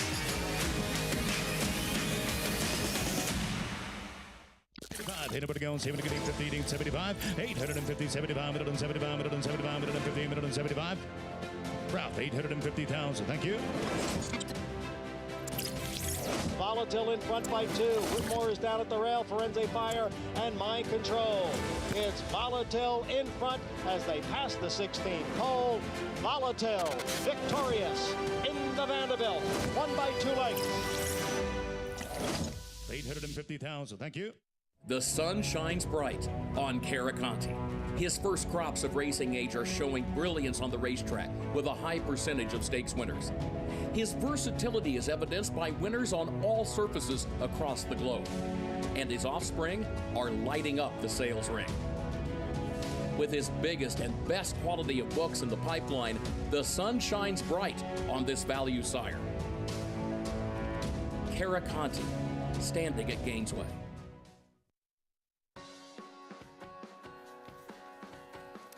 We're back at America's Day at the Races, program brought to you in part where you can play it all at Naira Bets. Download the app or go to nairabets.com to get signed up and started. Bet any track, anywhere, anytime. Our ABR race of the week is next. Grade 2 Pennine Ridge, who was at his best as a sophomore on the lawn when he won the Hill Prince. He did it in stakes record time, and then he won the Jamaica. Later that year, John Velasquez was aboard. It was just the third Grade 2 win in New York of Johnny V's career. He's won a few more since then. A long time ago. Dave Donk and I were both much younger back then. He was owned by Alan Dragone, who at the time I believe was the chairman of the New York Racing Association. December Hill Farm. He's a good horse. Look at this board. This horse, who's undefeated, for Chad Brown, who's 44% at the meet, he is the second choice right now at 3-1. He's 3 for 3. He hasn't done anything wrong so far. He is stepping in to face deeper waters today. Elisar opened up as the favorite. He's trying turf for the first time. That debut race going 1 mile and 3/16 on the all-weather at Chantilly was very impressive. Didn't beat much that day. We'll see how he handles this bunch, but obviously a horse with some talent. Let's head downstairs to Maggie. Grade 2 Pennine Ridge, and picking up where Acacia left off with a number 5 in here, Elazar. Yes, an electrifying debut, albeit on the all-weather.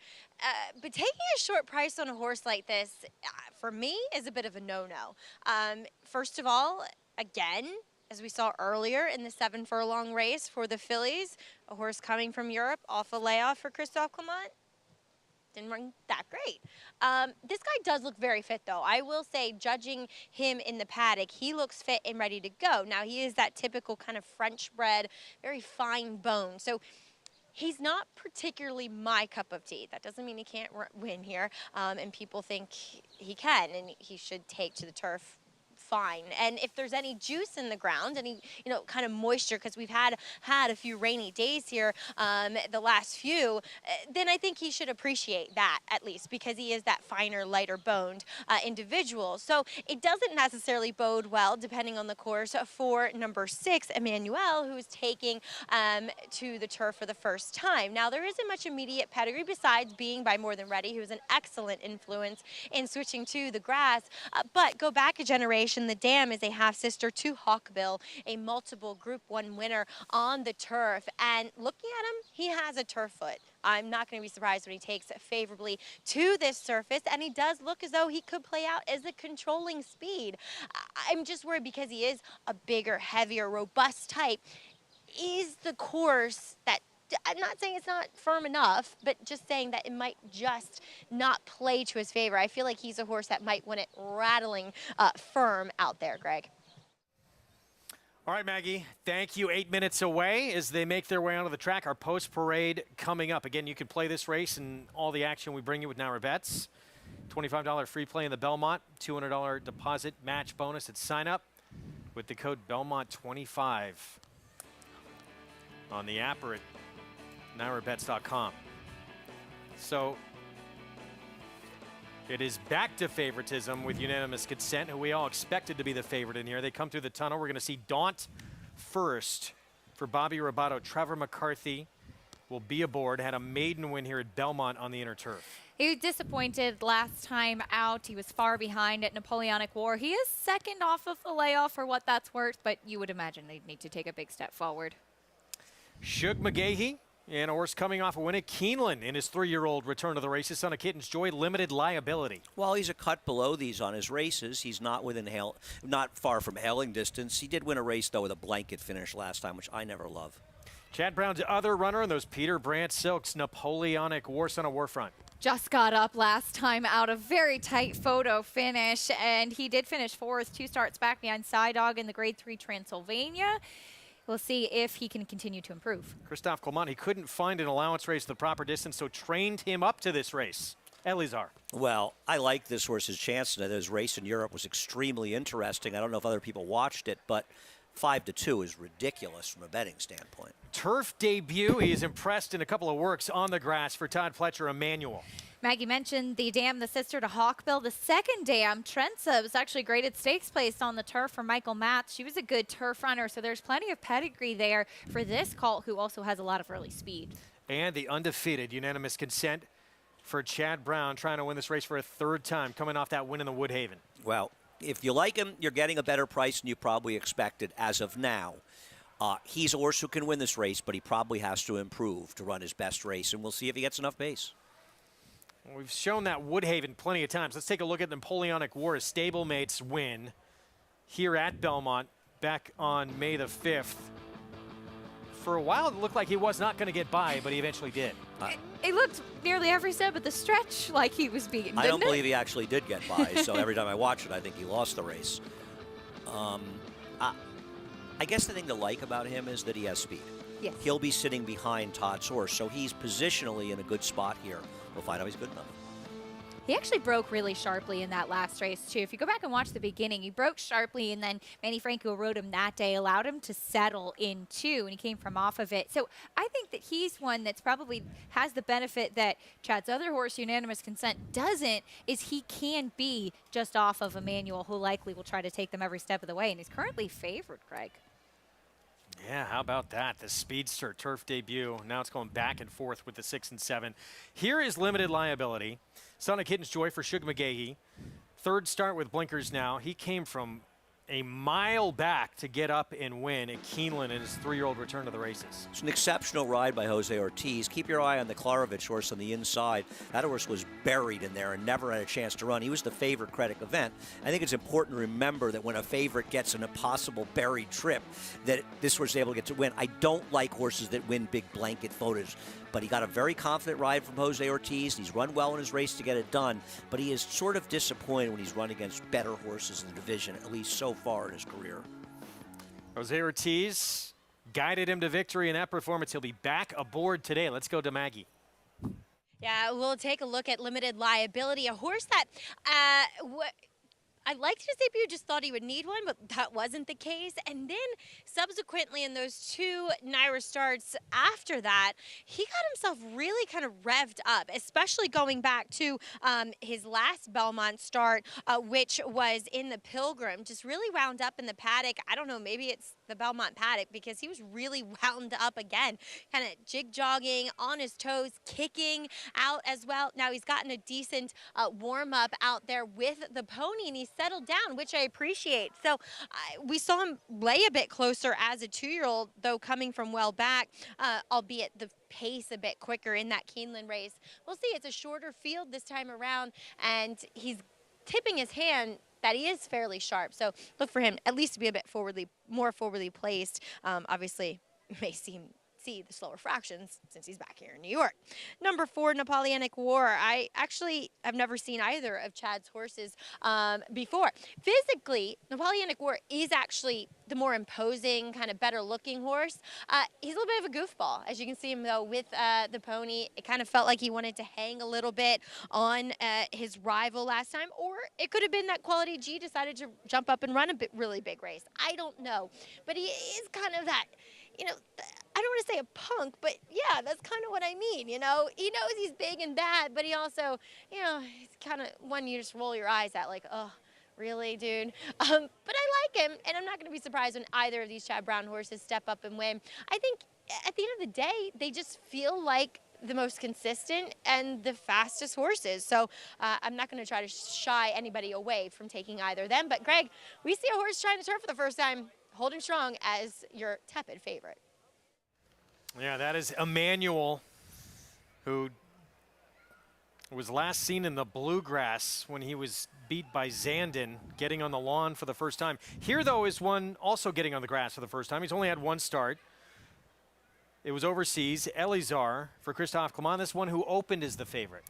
And he's gotten very hot on the track. It is his first start here in the U.S. He's been training really, really well from starting his training on the turf course down at Payson Park, which is, as many people may know, trainers like Christophe Poitras, Chad Brown, Shug McGahee, Winter at Payson, and you have the opportunity to train consistently on a really good turf course, and that's where Elisar started his training. As you pointed out, Andy, he was dead last early on and just rolled by that field in France in his debut. If you use, I believe it's the French Gallop, there's a site lists times.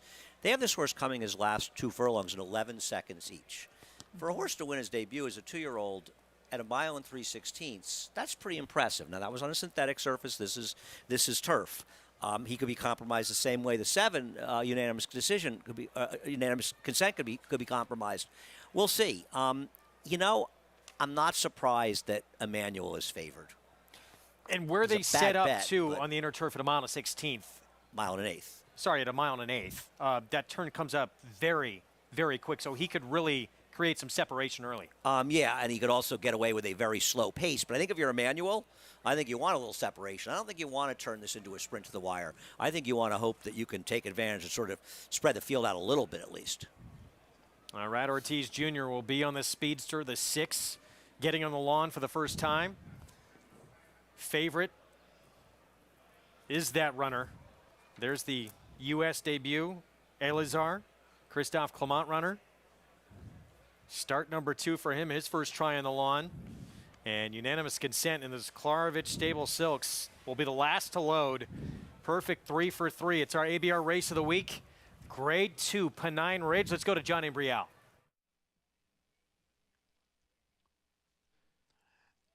And they're off in the Pennine Ridge Stakes. Slow beginning for Elisar, who has quickly moved to the rail and is now moving up. The 3-year-olds race into the clubhouse turn with Emmanuel the leader. Daunt is down at the rail, and alongside is unanimous consent.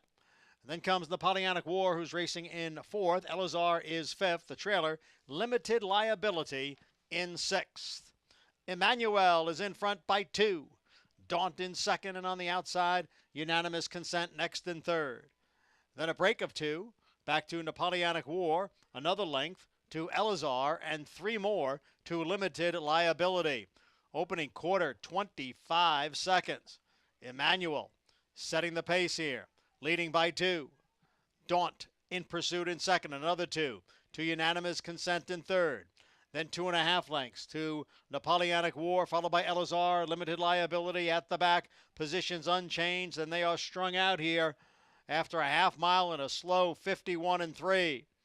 It is Emmanuel on top here. In front right from the beginning. Emmanuel holding a 2-length lead. Daunt is 2nd. On the outside is unanimous consent.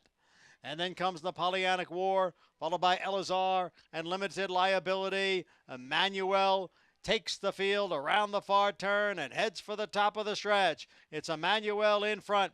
Unanimous consent on the outside. Then Daunt. Napoleonic War has gained some ground. Elisar is down at the rail, and Limited Liability. The field is in the stretch. It is Emmanuel in front, Elisar down towards the rail. On the outside, Napoleonic War, then unanimous consent. It is Emmanuel who's been the leader right from the get-go, and Emmanuel is going to win his turf debut in the Pennine Ridge Stakes, and Arad Ortiz Jr. has his 4th win this afternoon. Masterfully handled by Arad Ortiz Jr. Yeah, 4-win afternoon. This horse found more in the stretch when he asked for it. And he got so comfortable on the front end. Right from the moment they sprung the latch on the gate, he went out to the lead, just settled into a lovely rhythm, which especially with a horse that has speed, is trying the turf for the first time, had to give Arad Ortiz so much confidence. Started to drift just a little bit here, but it wasn't anything significant at all. He had plenty in reserve when they came down to the wire, Andy. Yeah, when you're able to control like that and you come home in 59 2/5 or just under 59 2/5, it's kind of hard to catch him. He's obviously a turf horse. The public got it right, making him favored, and I'm not surprised. I could never bet him first time on the turf at this price, but I'm also not shocked that he won. He might be the best horse in the race, and he might just be a better turf horse. Whether or not it's going to win him the Belmont Derby remains to be seen. You know, unanimous consent was too close to the pace way he wants to run. I don't think the 5 ever got to make a clean outside run, even though he saved the ground. I think others will run okay, and even limited liability given the pace, he made quite a run to finish 3rd here. 6-4-3-7. Emmanuel goes off the favorite, 9-5 in here, and it looks like Turf indeed is his future from here on out. Getting this Grade 2 win in the Pennine Ridge. We're going to take a timeout. We'll be back. Still to come. Prices and reaction here, and we have American Revolution. Grade 1 winner is a 3-year-old for Todd Pletcher, making his 4-year-old return in the Blame.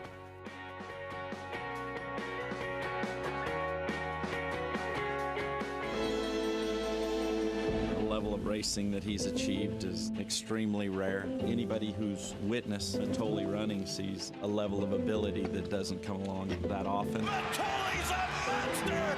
Matoli wins the sprint! Oh, what a horse he is! Matoli, he did it again! Wins the mid-mile! The only thing to be better than one Matoli's a few Matolis. The mighty Matoli, who won the Fargo by 3.5 lengths, the new stakes record.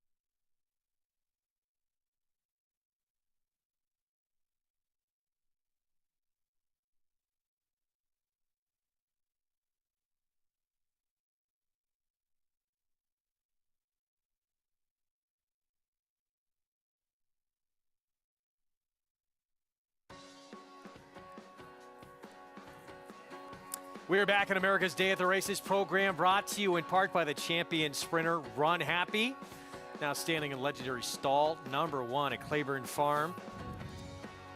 Up next under the Twin Spires, the Blame at 1 1/8 miles, and the return of Grade 1 Cigar Mile winner American Revolution, the New York bred for Todd Pletcher, who in about 5.5 months' time went from breaking his maiden to winning that Grade 1.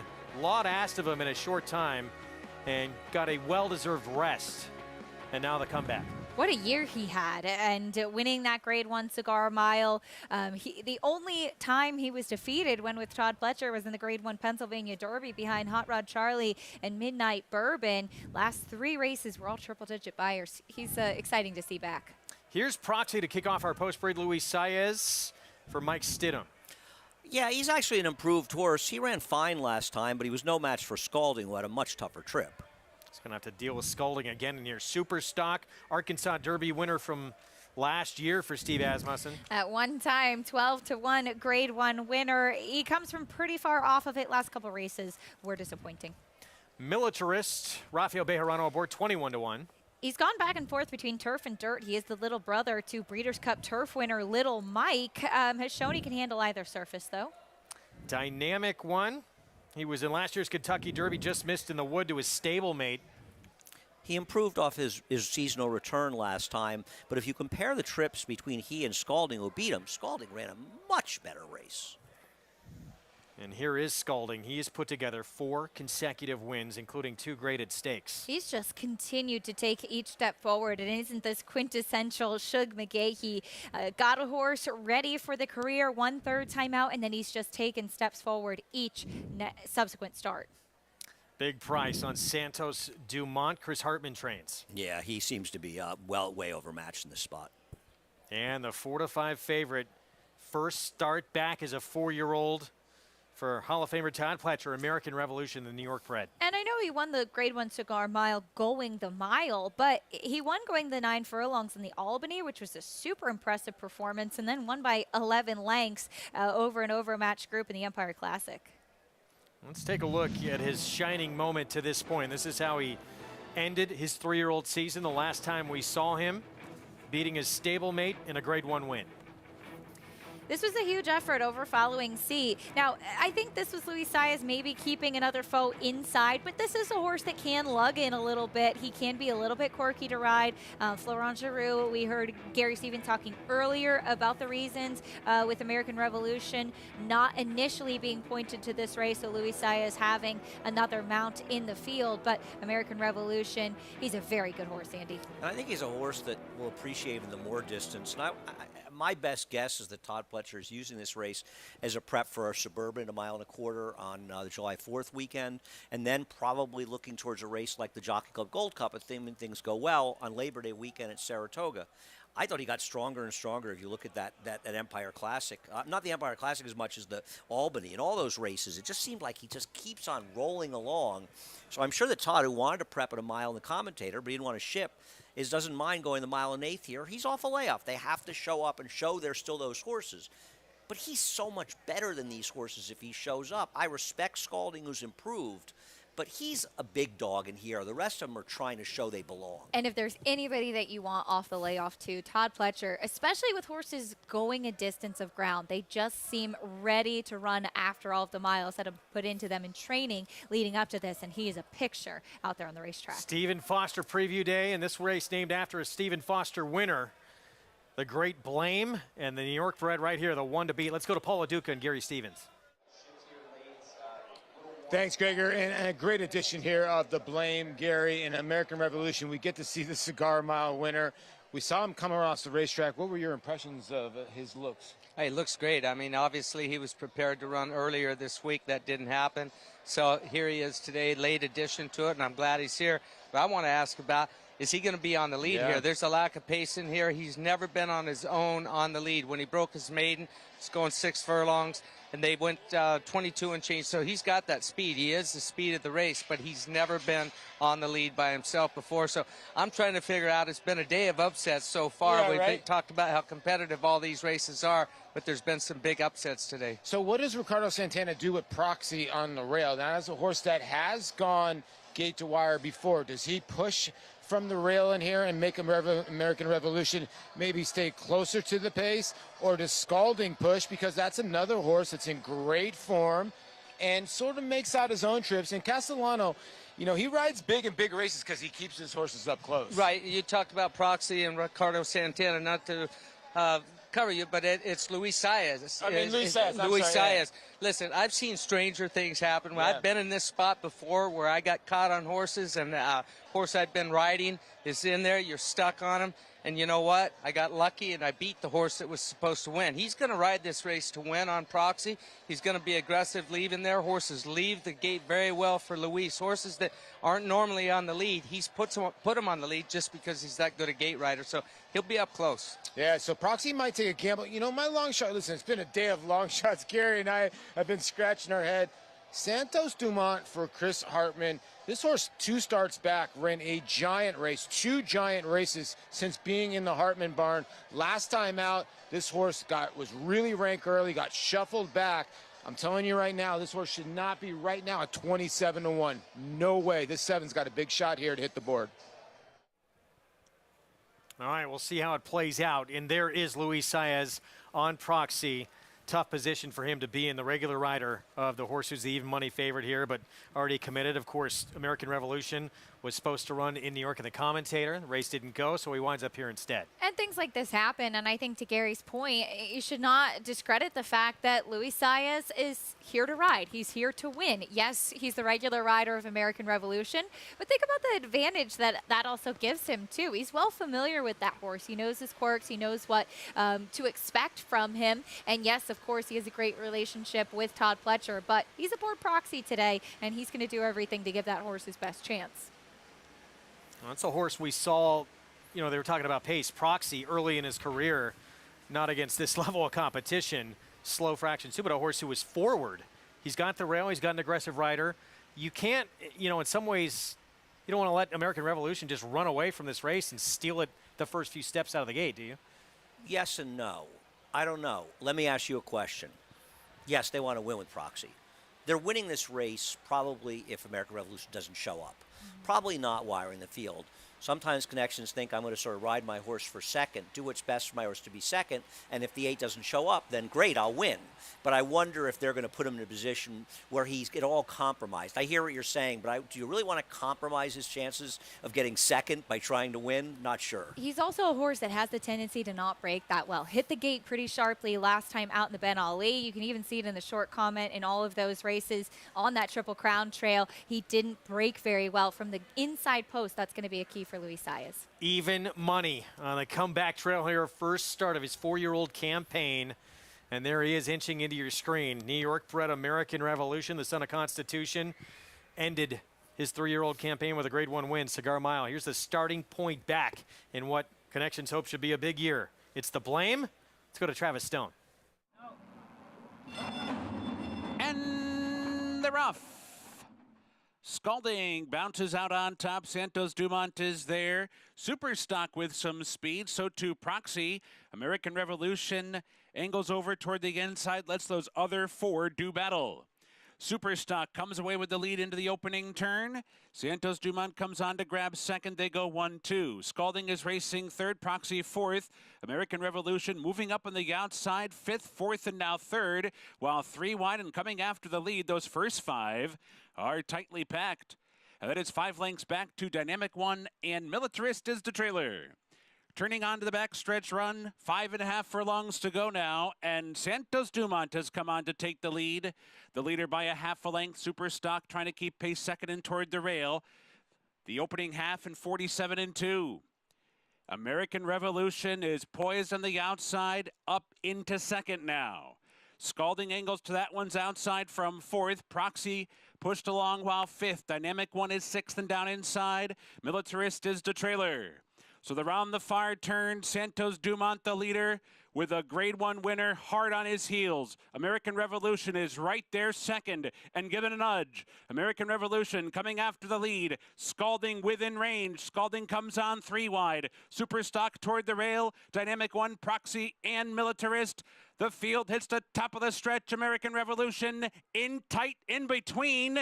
Here comes Dynamic One. Here comes Scalding. Superstock up the rail, and Proxy 1 furlong to go. Dynamic One's in front. Dynamic One comes away with the lead. Scalding second. American Revolution trying to hold third. Won't do it. It's Dynamic One. Dynamic One won it. A length in the end. Proxy ran on for second. Scalding and American Revolution checks in 4th. Not today for American Revolution, but it's Todd Pletcher anyway. Dynamic One, continuing to improve here in his 4-year-old campaign in the 3rd start of the season. I don't think it was the 21.97, 44.74 fractions that did him in. Those are obviously the fractions of the 9th race. I mean, as it turned out, this race collapsed. Now, we don't know what the actual fractions were. Incredibly disappointing effort for the favorite here, but Dynamic One gets it done. Special guest. Yeah, we're going to get to Maggie here right now, standing by with Hall of Famer Todd Pletcher. And very gracious with his time, as he does have a horse here in this last race at Belmont. But first, let's talk about Emmanuel. Had the pedigree to do so, controlled on the front end. Looks like a horse with a future on the turf. He did. We're very pleased with his effort today. A little concerned about the soft ground because we breezed him twice on the grass here. And the day that it had a little cut to it, he didn't seem to like it quite as much as when it was firm. So the good news is hopefully moving forward we'll get some firm ground, but I was very pleased with the way he performed today. You was impressive. Now, maybe not the one everybody thought, but we just saw American Revolution first off the bench. Maybe disappoint, but you had the backup plan with Dynamic One, who ran very well. Well, it was always plan A for Dynamic One, and unfortunately with American Revolution, we had to call an audible late. You know, and I was concerned about running him a 1 1/8 off the long layoff, and, you know, I think that told on him a little bit the last part. So, you know, hopefully that'll bring him forward, and we know he's a better horse than that and should be bigger things to come down the road. Looking forward to having him back here in New York as well, Todd. But also, we saw your two Belmont hopefuls, Belmont Stakes hopefuls, work this morning, Mo Donegal and Ness. The filly, you're not shy about running a filly in the Belmont as you had success with Rags to Riches. Talk about their work, because it was a building type of work with a big gallop out. Yeah, that's what we've been trying to do, and you know, they had their biggest piece of work last week, so we were looking for a little more of a maintenance type work, but they still had a very strong gallop out. I was very happy with the way both of them went. You always said Ness, the further she goes, the better she becomes. Is that going to be true here against the boys? Well, that's what we're hoping for. You know, she certainly has the pedigree to suggest she'll stay the 1.5 miles. I think she's got the right running style. She'll relax early on, so that's a big key. Well, Todd, congratulations with both your stakes winners here in the span of 5 minutes, and go saddle your horse. Thank you. All right, always a pleasure to catch up with the Hall of Famer Todd Pletcher. A fruitful 5 minutes, Greg. Strange position for him to be in. They're obviously expecting a huge year from American Revolution, but this horse, his backup plan here, continuing to improve. Interesting. Well, I think what Todd said is interesting, because it wasn't a backup plan for Dynamic One. That was the plan A for him all along. In American Revolution, they had to call an audible going there. So pointing to a race, we talked about it, look at early voting in the Preakness, pointing to that race. For trainers, you work backwards from it. You don't just last minute enter a horse when he's doing okay. I'm just glad Maggie gave him permission to go saddle his horse. To me, that was the most, but I got out of that interview. I'm sure he's disappointed. I'm just sort of thinking back to Wood Memorial, when Dynamic One was a much shorter price, and he got caught at the wire by Bourbonic, who was the other Pletcher horse. But there was Todd with Mike Rapoli, and he had to watch his horse lose to a crazy horse. In this situation, this horse was the upset winner. Nice win by Dynamic One. The late movers got it done. We'll see if American Revolution can improve off of that effort. So on to the Stephen Foster for Dynamic One? I guess. I would think so. I'm sure Mike Rapoli's reminding him of that Wood, by the way, today. It's hard to believe he isn't. Pretty good last few minutes for Todd Pletcher. Putting a manual on the grass for the first time and able to go gate to wire in what's been a tremendous Saturday for Irad Ortiz Jr. 4-win afternoon.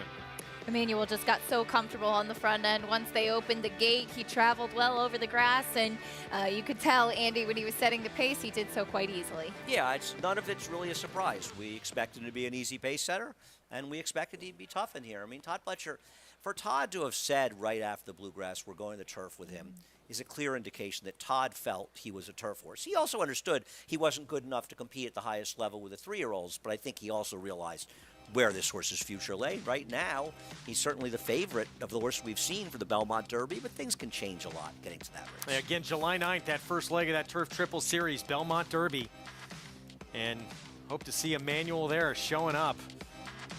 Todd Pletcher in the ABR race of the week in New York, and Todd Pletcher in the Blame on Stephen Foster Preview Day with Dynamic One, who was in last year's Kentucky Derby. That did not go as planned. It looks like he has improved, certainly as a 4-year-old. Let's go to Paulie.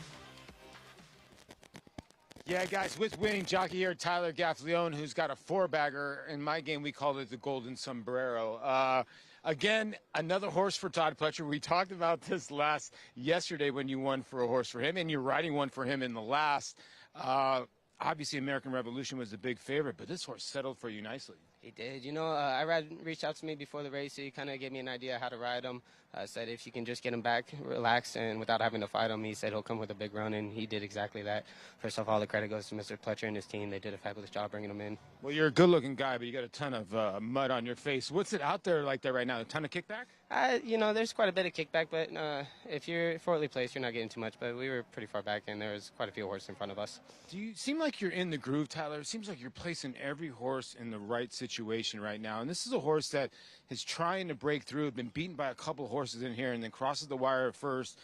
You got the magic touch right now. You know, it really helps when you have the right horse under you. They keep showing up for me, and I'm just so thankful for all these opportunities. Okay, the last race you got Grand Sonata, the 2-horse for Todd. Anything that you've heard about this horse, or are you live in the last? I love him. Last time we were a little unlucky, just not enough pace in front of us and couldn't get the split we needed, but hopefully it's a different story today. So, Tyler Gaffone looking for a 5-bagger. I don't know what you call a 5-bagger. It's Cinco Sombrero? We'll go with that for now. He's got a chance to do that. Irad Ortiz got a chance to do that here in New York. And by the way, Todd Pletcher, a huge, huge chance to take the finales of both tracks. Yeah, absolutely. Grand Sonata on the Autobahn. I'll give you a good chance for him. I want to book every cent bet on birthday time in the last race. That was just no shot. No shot. No shot. Okay. A terrible race at Gulfstream. This is an interesting race. That was way over bet at 70. I'll get the worst to winner circle. I'll help Todd if I can. See what happens here. According to Andy, Todd should not even enter this horse. No, he should have entered him so we could get a better price on the horse that we want to bet on. We'll be back. Nightcap from Boat Tracks coming up, and our King for a Day. We've got some good options. Stay with us. More coming up on America's Day at the Races right after this.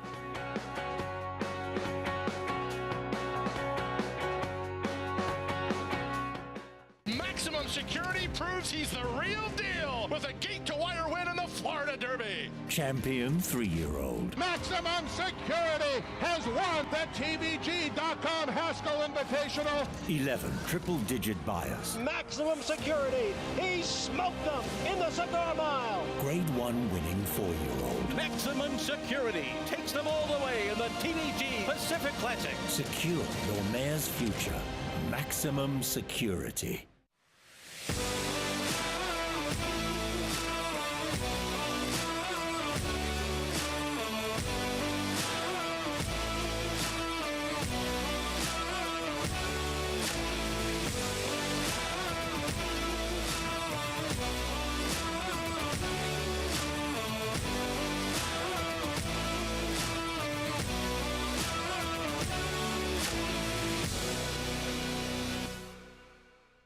Introducing a stallion, as top class as they come. In 22 career starts, he won or placed in 12 graded stakes, competing in 15 grade ones, earning over $1.7 million. His undisputed speed is evidenced by 7 100-plus buyer speed figures, a 3-time grade 1 winner, Raging Bull. Now more than ever, it's time to get with the program because New York breds start with an advantage. New York breds run for serious green. At Belmont in Saratoga, New York bred maidens run for up to $75,000 and allowance horses for up to $85,000. And serious New York bred owners can collect awards of up to $20,000 per horse per race in open company. So get back with the program. Seriously.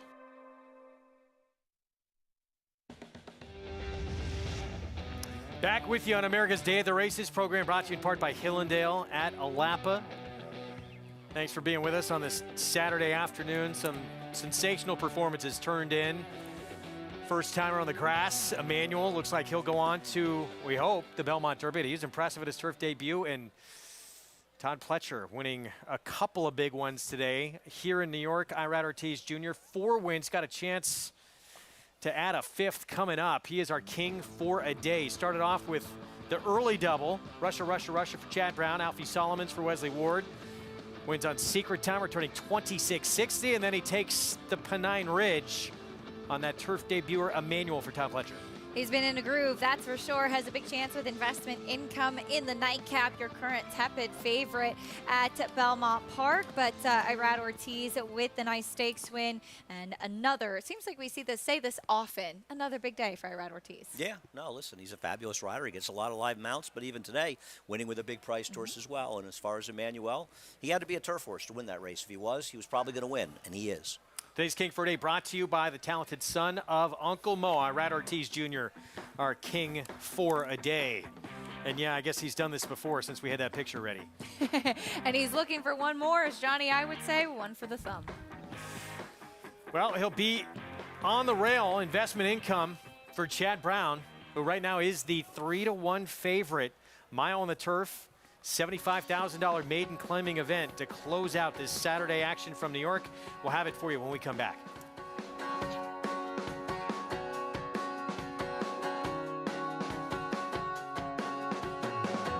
A Grade 1 winner of nearly $2 million, Silver State hails from the sire line of legendary Claiborne stallion Danzig.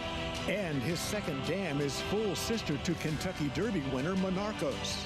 After winning the Oaklawn Handicap, Silver State defeated Knicks Go in the Grade 1 Metropolitan Handicap. On the board in 12 of 14 starts from ages 2 to 4, his career included a 6-race winning streak. Grade 1 winner Silver State, standing at Claiborne Farm.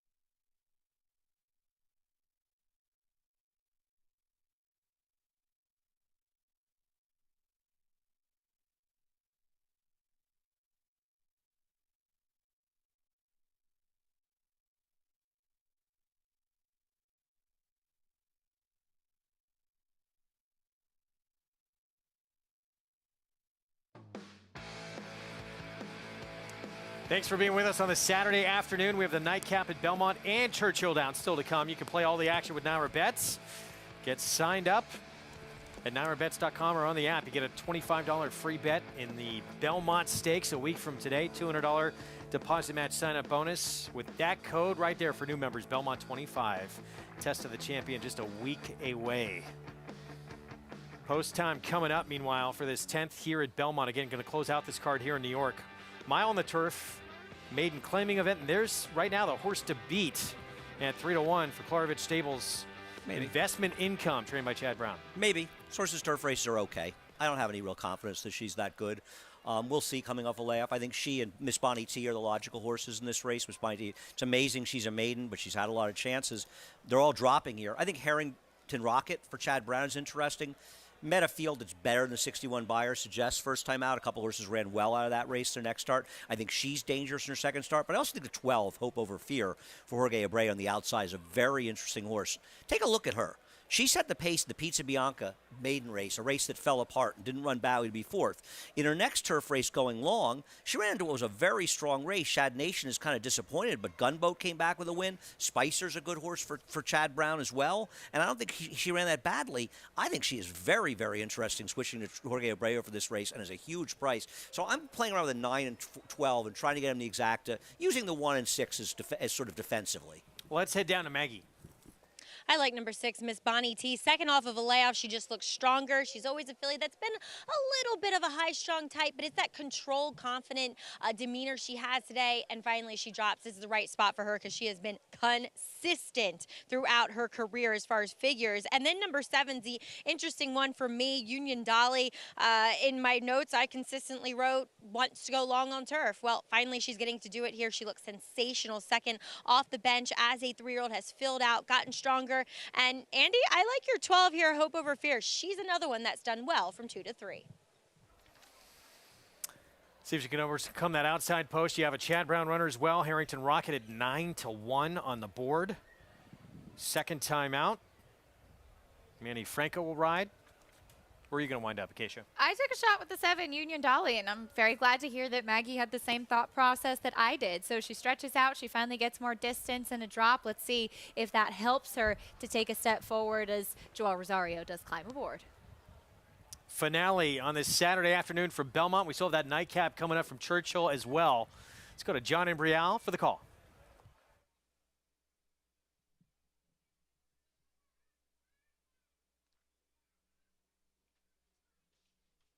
Set for the start of race 10. And they're off. Harrington Rocket along with Whiskey Lullaby. Far outside, Hope Over Fear. Miss Bonnie T is up close. Cadencia is now moving up as they race up the backstretch here. And it is Whiskey Lullaby and a tough-to-handle Hope Over Fear. Cadencia is on the outside. Next and third, Miss Bonnie T runs in fourth. Harrington Rocket is in fifth. And then on the outside, Union Dolly in sixth. Birthday Time is down at the rail and in seventh. Then comes Rambeek in eighth, followed by Investment Income in ninth. Disinformation is 10th. It's 4 lengths back to Martini's Amica. And the quarter went in 24 seconds. And it is Cadencia getting away here. Cadencia is in front by 3. Whiskey Lullaby running in second. Hope Over Fear. On the outside, next and third, Miss Bonnie T is down towards the rail. And alongside is Union Dolly. Then comes Harrington Rocket, followed by Birthday Time and Rambeek. Investment Income. And farther back is Disinformation and Martini's Amica.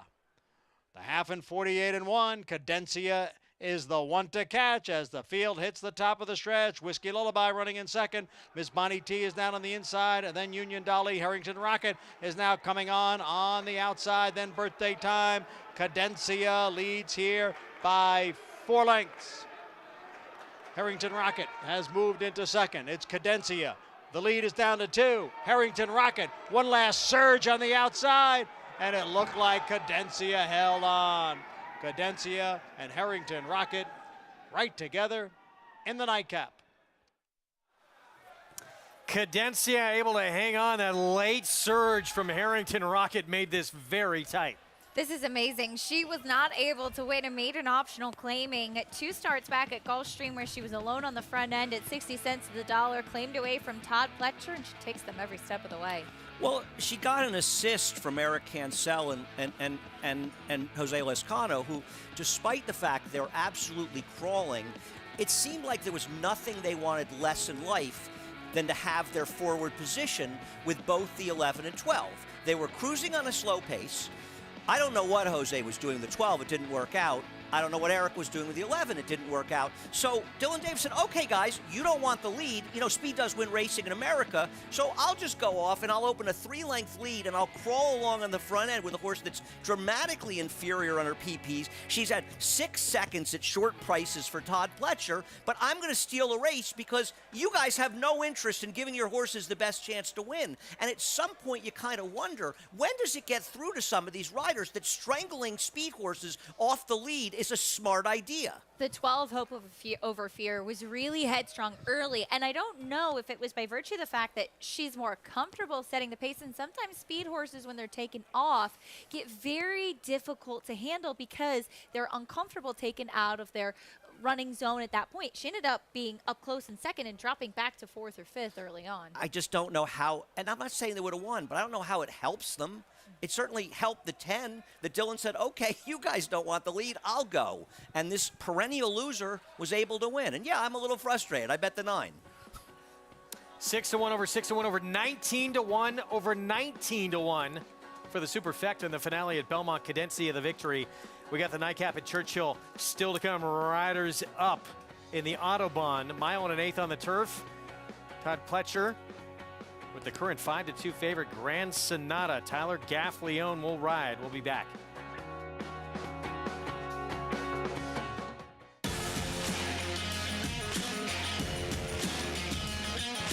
And they're off.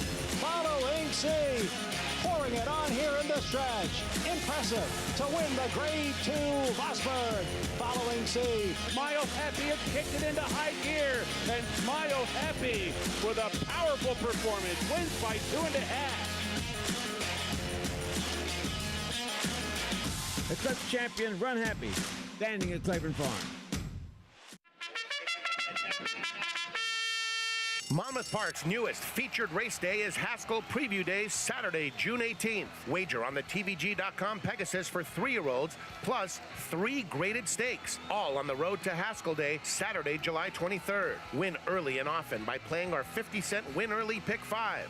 First post, 12:15 Eastern. Racing's biggest stars prep for the Jersey Shore's biggest race on Haskell Preview Day at Monmouth Park Racetrack.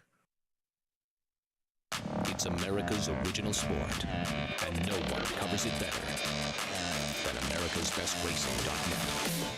From the sport to the lifestyle, the best races, horses, and destination venues, cocktails, gambling, fashion, and more. America'sBestRacing.net is a sport for you. Live it, love it, bet it.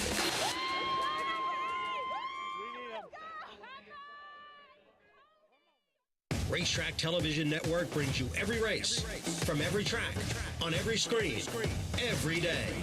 With monthly packages starting as low as $5, RTN gives you great value and access to more live HD streaming and race replays than anyone. Visit RTN.tv today to sign up and watch on almost any device, including Roku and Amazon Fire.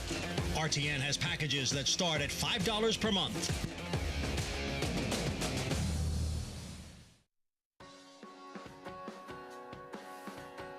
We're back on America's Day of the Races program, brought to you in part by America's Best Racing. For the love of the race, visit americasbestracing.net. Today we get the nightcap coming up at Churchill, the Autobahn.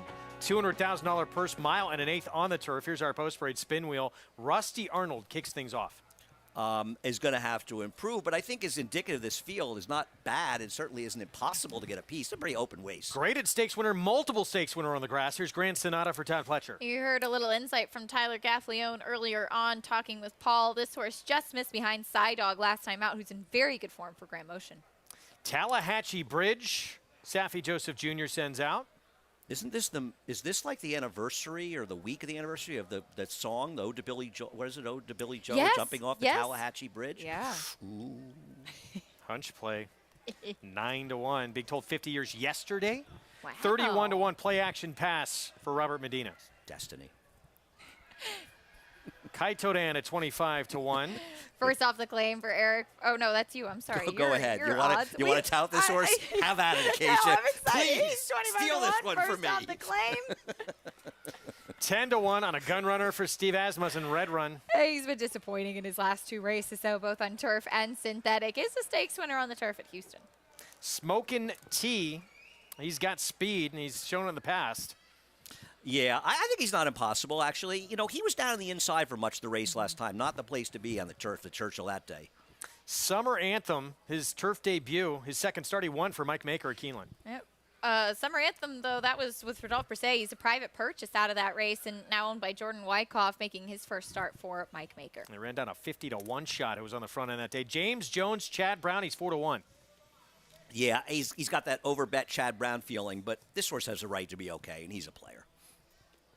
Speaking Scout comes in off a win at Keeneland, Grand Motion. Beat Tallahatchie Bridge in that race. This is a horse that I think mentally is improving for Grand Motion. We'll see if he can repeat that effort. He did it with Emmanuel in the Pennine Ridge. Can Todd Pletcher do it again? Turf debut, Major General coming up. No, he can't. No turf betting. That horse was turf meant, and that's why Todd went there. This one, Todd's going there out of desperation. So here's Todd Pletcher's favorite. This is Grand Sonata. Tyler Gaffleone will ride. Just missed against Dog at Keeneland. Last time out, as mentioned, a 2-time stakes winner on the turf. This is a horse. He was really, really sharp down in Florida prior to his races. Won the Kitten's Joy over Royal Spirit. He's a horse that I think is continuing to improve. I think seeing him on the track here today has been able to kind of wrangle in that energy a little bit too. Just didn't have enough punch behind Dog, but that's a horse, Andy, that has been very, very good this year, over the past year for Grand Motion. Yeah, and the good news for them was because he lost the American Turf's next start, they stopped with that silliness of sending him over to the St. James Palace over in Ascot, where he would have lost by 100 lengths.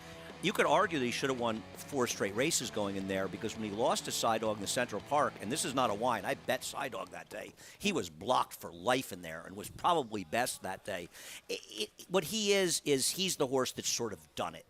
He's run the good races. He's run in stake races. He's run against some decent horses, and he's run well. Everybody else near is sort of trying to prove they belong. It doesn't mean that they won't step forward and do it, but Grand Sonata is the one that's shown that he belongs. Meanwhile, this horse, the up-and-comer for the dangerous barn of Chad Brown, James Jones, down to 7-2. That price continuing to creep down. Let's go to Paul and Gary.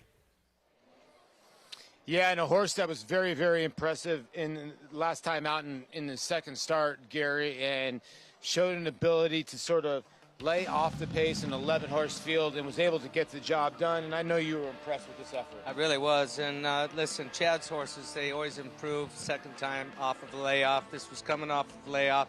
Horse ran one time back in February, and that was at Tampa, going a mile and an 8. This was a huge race here. You expect this one to improve. And listen, Chad Brown, what makes Chad Brown, he knows this is no easy spot that he's coming into today.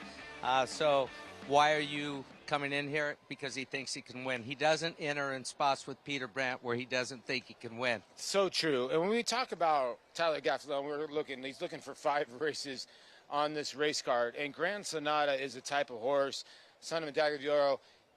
He just puts himself in the right place. A very tactical horse. Yeah, he really is tactical.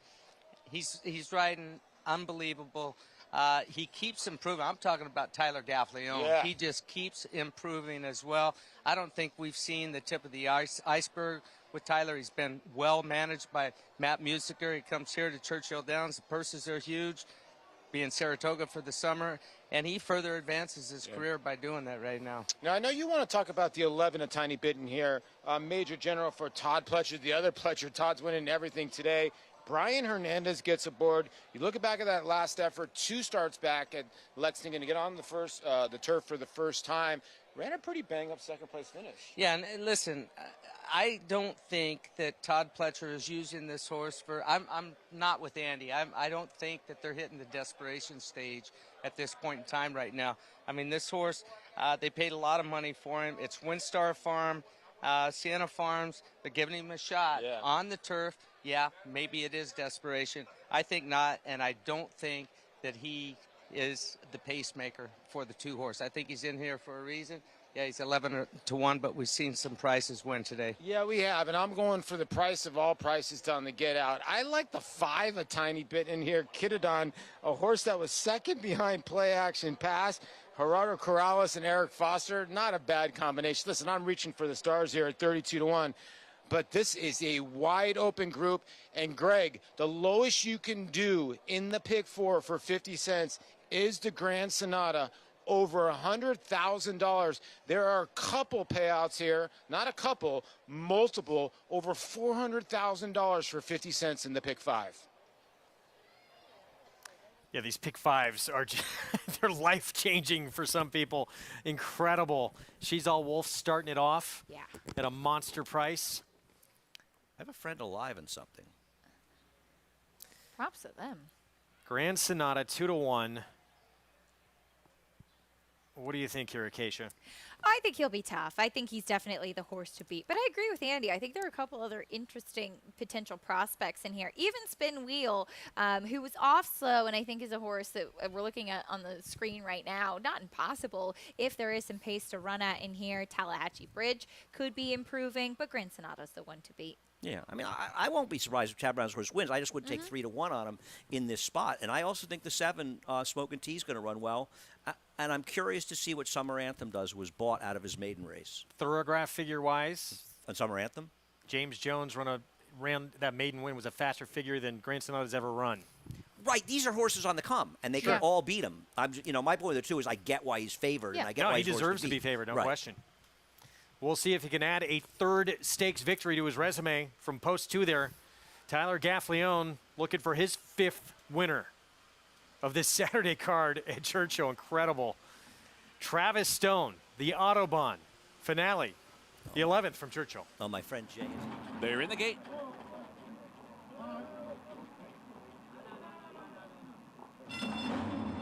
And they're off. Major General from the outside post is looking for the early lead. Summer Anthem is there as well. These two fastest out, they angle over toward the rail as they move by the stands for the first time. Summer Anthem down inside and Major General alongside in second. They try and back down the pace now. Margin of 2. Tallahatchie Bridge comes on to be third. James Jones tracking fourth. Smokin' Tea angles in behind horses to be fifth. Speaking Scout was squeezed a little bit at the start and is back racing in sixth. Play Action passes seventh. Key to Dan is eighth. Spin Wheel ninth. Red Run 10th. And the trailer is Grand Sonata, who's 12 lengths off the lead as they turn to the backstretch run. And it is Summer Anthem showing the way. Strides out now to take a clear advantage down the backstretch run. Leads by 2. The opening half in 48 1/5 seconds. Major General a stalking second. Tallahatchie Bridge cruising up the inside to third. James Jones fourth. And Speaking Scout for that outside post to the rail for the far turn run now fifth. Smokin' Tea wide into the turn in sixth. Key to Dan farther out seventh. Play Action pass, Spin Wheel, Red Run, Grand Sonata still trailing but starting to muster a rally up now. So round the far turn, Summer Anthem now under a ride to hold that lead. Key to Dan is launching a wide sweep. Smokin' Tea, James Jones is there. Major General moves with them too. They come to the top of the stretch. Complexion changes quickly. Smokin' Tea comes off the turn. Key to Dan putting in a run. Key to Dan on the outside of Smokin' Tea, shoulder to shoulder. Grand Sonata late on the scene. Major General and Summer Anthem down to the finish. Key to Dan at a big price. Fighting with Smokin' Tea. Key to Dan, Smokin' Tea. Key to Dan, yes! 40 1, Key to Dan over Smokin' Tea. Grand Sonata Play Action pass was fourth. Paul LaDuca liked this horse. He goes off at 40 1. What an upset to close out this card. Paul LaDuca's a legend for having this horse. Feels like a mic drop moment. I hope Paulie got all the cash. You know, I often wait for the Eric Foster claims from Mike Maker. I mean, wow. Glad I didn't bet the 7. How about a $424,000 pick 5 for 50 cents? I wish it was Paul. Difficult one to have. I hope Paulie put a few dollars down on that one. Eric Foster, Gerardo Corrales, Foster Family Racing. What a way to end. It's been a day of upsets, no question, at Churchill Downs. Hope you enjoyed our coverage. Ran just a little bit over. We're back tomorrow. FS1 coverage from 12:30 to 5:30. We will see you then. It was Emmanuel. Todd Pletcher putting this horse on the lawn for the first time in the Pennine Range, our ABR race of the week.